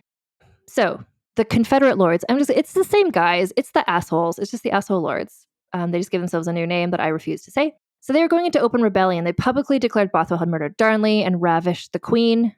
Both true facts, although they had also co-murdered Darnley. We're going to leave that bit out. Yeah, but it's, technically true. So Mary, at this point, this is where it's like, okay, now she's doing stuff. So it's like she was in this like state of shock, whatever. Like we don't know what she was thinking. We don't know what she was doing. Things were happening to and around her, but now she like starts doing stuff again. So it's like her head is clear. I don't know, whatever. She's just like, she's back on the scene. So she joined military preparations to face off against the asshole lords. She's like, done this 3 times already. I know how to do this and I always win. So let's go. They needed money to pay soldiers. So they started melting down gold and silver things to make coins to pay their soldiers, which included melting down the giant solid gold baptismal font Elizabeth had sent. I'm glad that came up again. Glad for that callback. Yeah, but it was too big to fit into their like whatever they were melting things with. So only part of it could be melted. And so then they went to hide out at Borthwick Castle, which is 12 miles south of Edinburgh. By now, the assholes had taken baby Prince BJ in their custody. They called upon the people of Scotland to take up arms against Bothwell. And I feel like the Torch guys would do that. I think just the whole country is united in hating Bothwell. Like nothing has ever brought Catholics, Protestants, everybody is just like, he sucks. So they're all on that side, except for these guys being paid from the melted down gold font coins. So they're at Borthwick Castle, and then about 700 of the assholes arrived, led by Jeremy Jam from Parks and Recreation. A guy who's on the squad is named Lindsay, Yeah. and I'm going to mention him a few more times, and I don't have to change his name because his name is Lindsay. They wanted to, quote, free Mary and demanded Bothwell come out to face them. But knowing that, he couldn't duel them all at once. Even though he Bothwell, really wanted to. I'm sure he did. But so to distract them so Bothwell could escape, Mary went out to address them. This just turned, she's calling at them from like the top of the castle and they were like on the ground. And this just turned into like yelling and insults back and forth. Apparently she started swearing, which was not like her, but Bothwell's influence, I guess. And they were like, a woman swearing, Herman, my pills, which is, listen to my whole episode about women talking to learn about the history of why women swearing is okay, but people hate it. Anyway, she went back inside to wait for backup, which never came. The next day, she heard the rebels had entered Edinburgh and they had been applauded by the crowds, which again, everyone hated Bothwell. So she had to escape. So to escape this castle, she dressed in men's clothes. You remember how she liked to dress as a man? Like she liked to disguise, she liked an outfit. She's just like, this is a pants moment. Ready to go. Get my escaping pants on. Exactly. So she's lowered by servants on a rope from a window onto a horse. That's so cool. Yeah, like at the end of The Princess Bride. So under darkest night, she rode a mile dressed as a man on the horse. Like, this is the thing where they're like, oh, she could have escaped from Bothwell if she wanted to. Where it's like, not if no one was helping her. Like, she makes these daring escapes, but like, she needs someone to hold the rope. Like, she needs helpers. Anyway, she's met by Bothwell, but it's a cool story, but also just this place. Borthwick Castle, claim to fame is that Mary Queen of Scots slept here once, but also allegedly the castle is haunted by the ghost of Mary Queen of Scots wearing pants. Which I love. She's just like, oh, I wore pants here. Those were good times. Let me visit here again from beyond. I know. It's like a place, like an outfit she did not die wearing, a place she did not die in. One night out of her life, she's like, where my ghost will haunt. And fair. I think at the end of the final episode, I'll talk about all the places where Mary Queen of Scots' ghost is said to be. But this one, I was just like, a pants ghost? A ghost in pants? Do you know the lady on TikTok who's like the receptionist in heaven? And when she welcomes you and she's like, what do you want your ghost outfit to be? That Mary was like, here are those cool pants I was wearing that one night when I escaped. Let's go with those. Those are cool. Yes. Perfect. So anyway, there's just betrayals, double crossing. People are switching to the other side. The assholes took Edinburgh. Like they got Edinburgh Castle, they took the city. And once you had that, it's just kind of like whoever had Edinburgh is going to win, basically. But Mary and Bothwell get ready for battle, waiting for Cock of the North Jr. to arrive with reinforcements. but he never came because he had gone to Edinburgh Castle, which was now under enemy control. But also maybe he was just like, I'm just going to not send reinforcements because I too hate Bothwell. This is such a weird vibe because I'm actively rooting for Mary to lose so that they can kill Bothwell. Like, it's such a strange. It's a weird thing. And it's also confusing because, and I think that's part of where it's just like, we hate Bothwell. But so, like, the Confederate lords, like, their whole thing was like, we need to liberate Mary from this guy, which is like, yes, you should. But then what are you going to do with her? I'm like, am I on your side? I don't know yet. Yeah, well, and this is the thing, like, I don't think the lords knew either. Like, they keep signing these documents, then they have these, like, really bad, mismanaged group murders, and then none of them ever think, what will we do after? And this is another example of that. Anyway, so the battle was held at Carberry Hill near Edinburgh on June 15th. So that's like 1 month after her marriage. So she's abducted April 24th, April, 2 months, basically she was abducted, 1 month later married, 1 month later this battle is happening. So the rebel lords, oh, if you don't know this detail, it's a callback to something you're going to be really excited about. The rebel lords came out carrying a flag. And do you know what was pictured on the flag? Can you guess? Is it a tits up mermaid? No, it's the picture of Darnley's naked corpse from the drawing, along with a picture from that same drawing of baby Prince James crying out, "Judge and revenge my cause, O Lord." I didn't know that. That makes me so happy. Oh my god. I'm gonna get one of those flags and hang it out my like living room window, just into the courtyard for the neighbors. Oh my gosh. Yeah. So they like the images from that picture, they made a flag version of it. I'm not They're saying making merch. that should go in the merch store, but like think about how that can go in the merch store. Something involving that picture needs to, yeah. So anyway, they came out with her flag of like the drawing.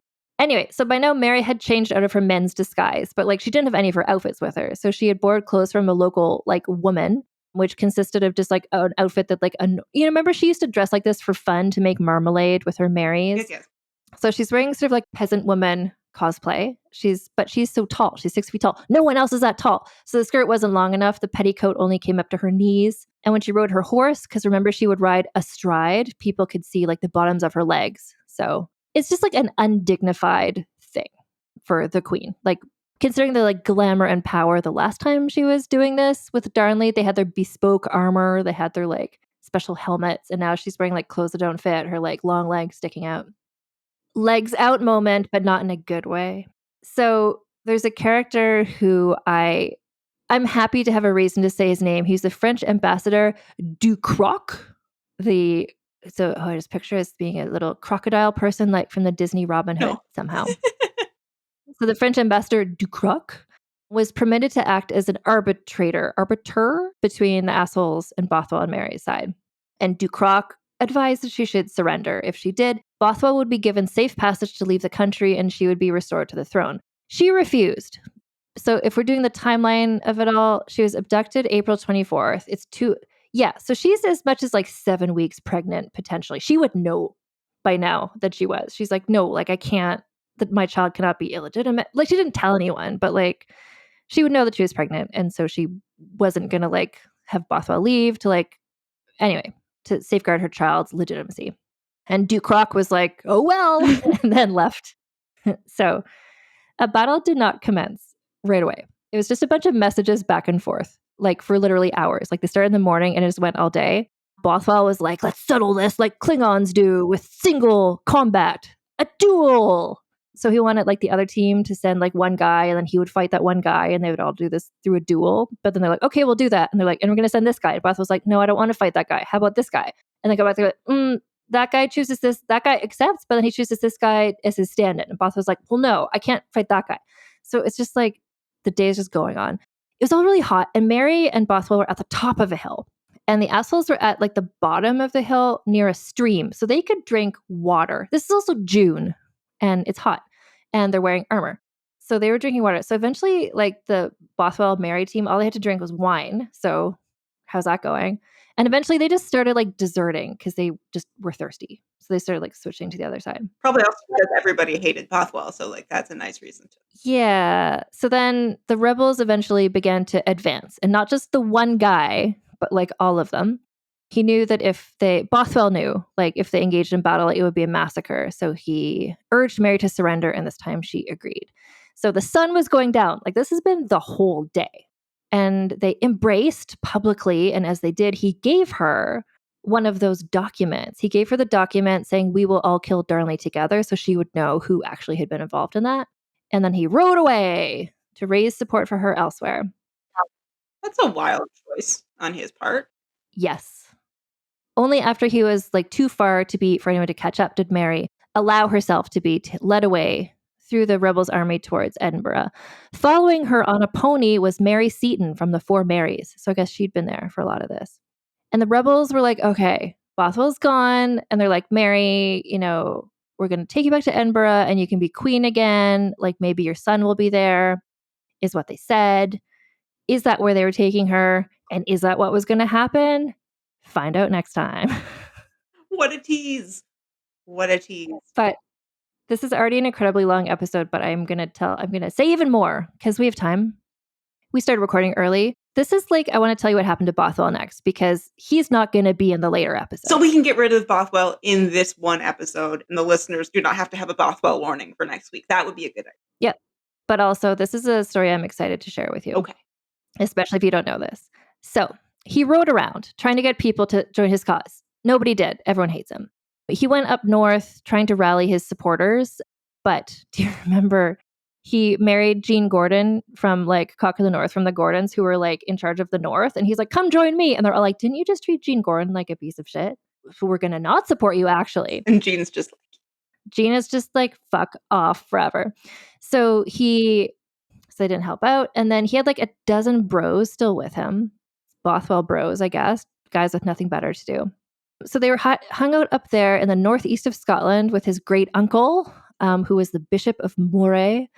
But then some of his children tried to betray Bothwell for money because this whole family was garbage. But he was also garbage. A group of assassins tried to kill him, but he fought them off. I feel like he's living his dream life. That's all he's ever wanted, is to be able to fight off a pack of assassins single-handedly. Just duel after duel. So then he headed further north by boat. And where did he get the boats from? Like, he stole them. He just like saw some fishing guy and was like, you, give me your boat, and just like took the boat.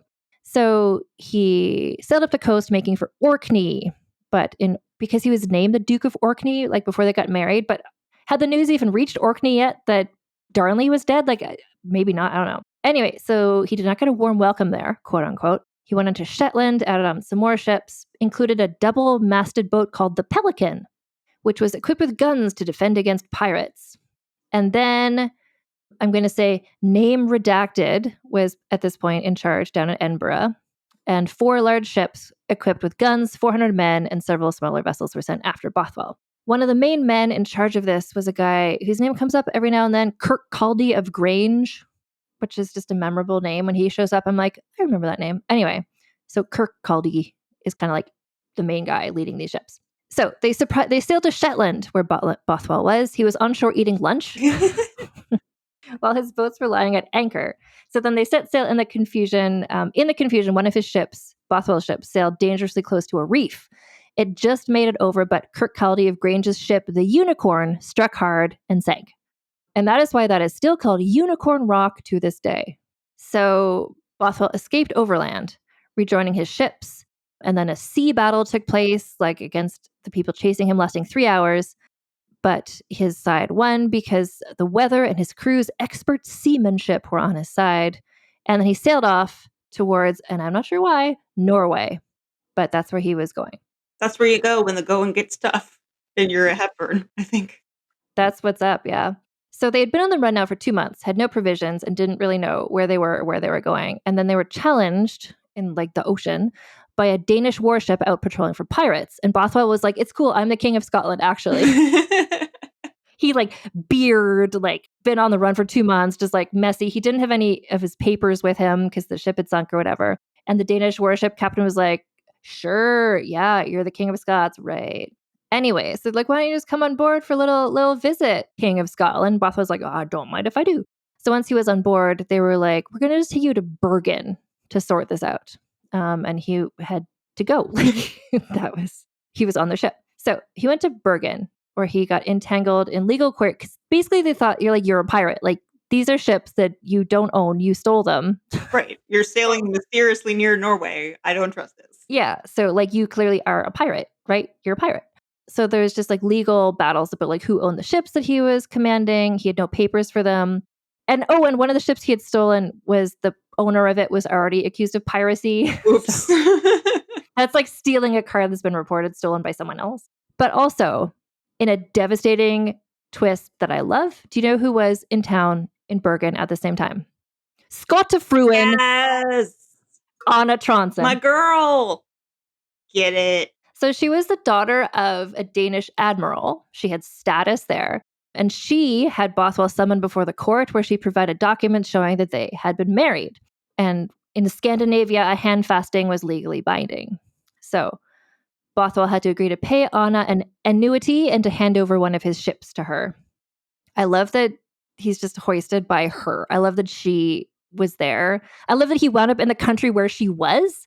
I love that both of his first two wives fucked him over in the end because the Gordons were like, no, we won't help you. Run away, you little man. And so he runs away to home a first wife who's like, actually, give me all your money and all your ships. This is what you deserve, man. Exactly. So then he was sent to Copenhagen for the Danish government to decide his fate.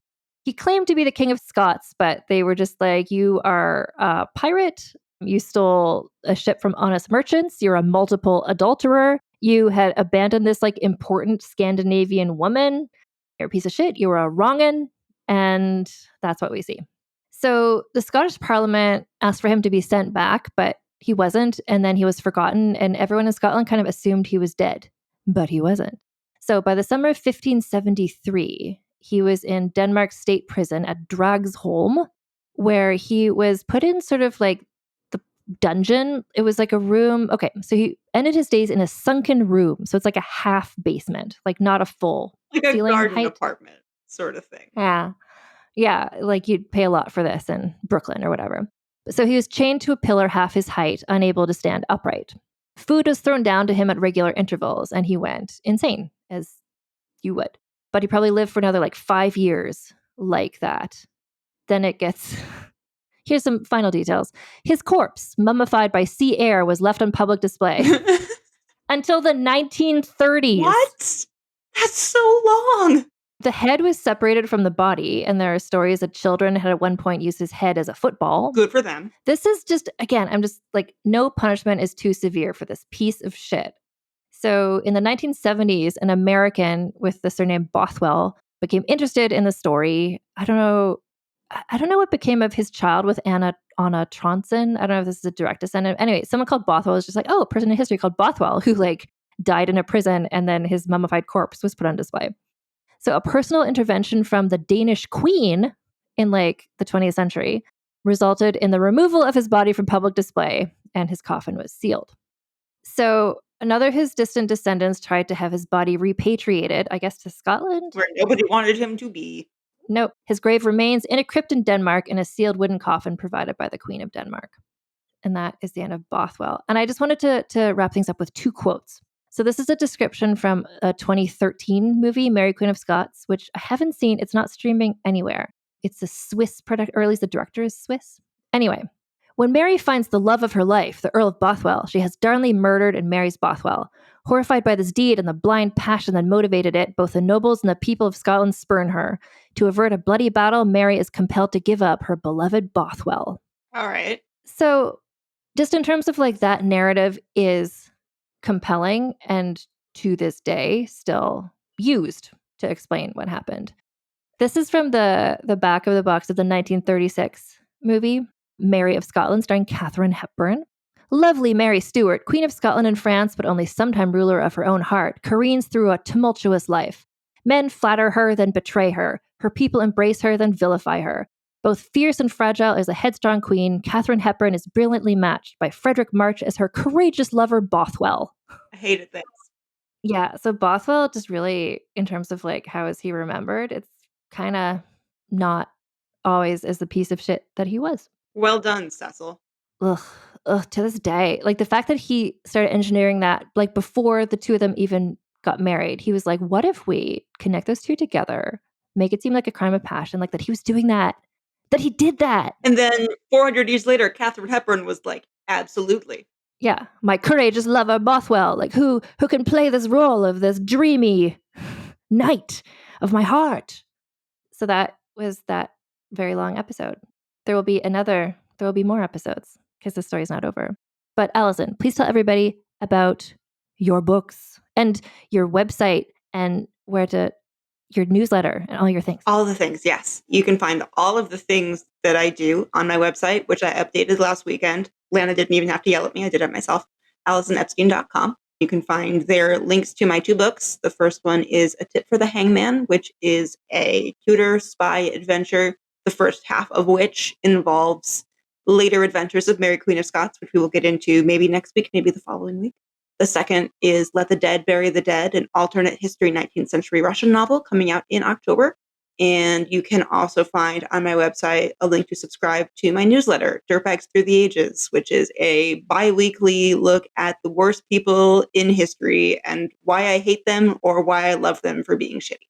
Including a 2-part Darnley super special. If you want to see the pictures of Darnley laying dead without any pants in a garden, you can indeed find those on my newsletter. Absolutely. And I will just say you can keep up with this podcast on Instagram at Vulgar History Pod.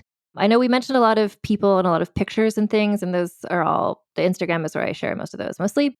Also, I'm on TikTok at Vulgar History. And if you go to vulgarhistory.com, all the episodes are there, as well as the recent episodes have transcriptions by Eveline Malek of The Wordery.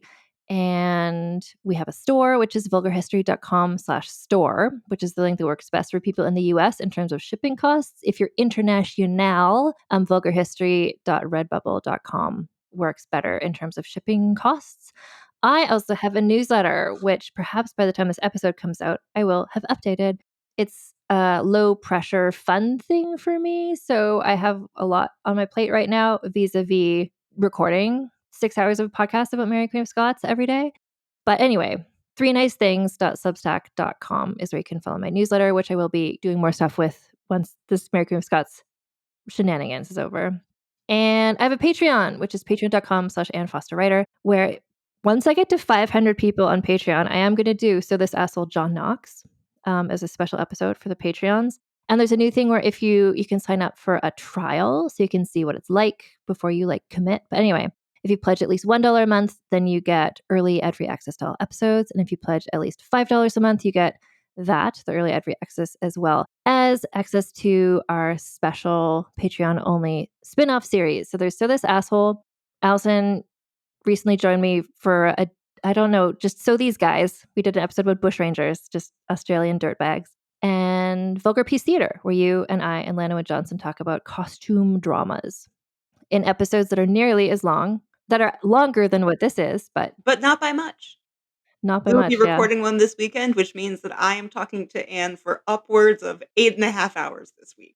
So lots of content coming your way. Lots of content, lots of Allison and Anne banter. Anyway, that was a long episode. Thank you all for listening to this. There's going to be more Mary Queen of Scots episodes. Just let me think. There's going to be, I don't even know, basically between me telling you stuff and then experts, maybe the authors of some of the books that I've referred to coming on to share information with you.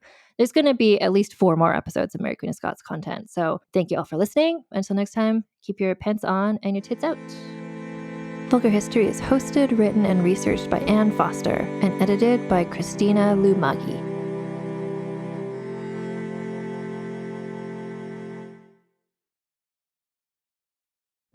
Welcome to the small town of Chinook, where faith runs deep and secrets run deeper.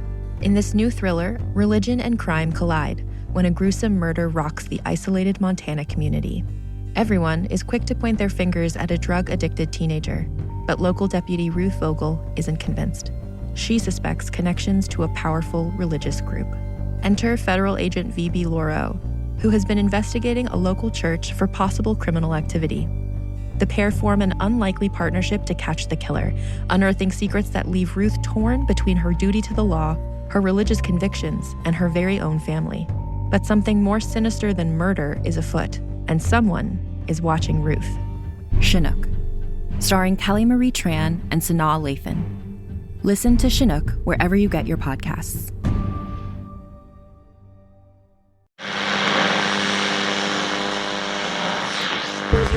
forgotten name, we call upon you. We call upon you. In the words of the unspeakable language, we call upon you. We call upon you. By the spilt blood of the wicked, who walk upon this world sprouting the words of false idols, we call upon you. We call upon you. On the land of the dead harvest, that which brings the earth itself into your service, Yamal, we call upon you. We call upon you. We call upon you. We call upon you.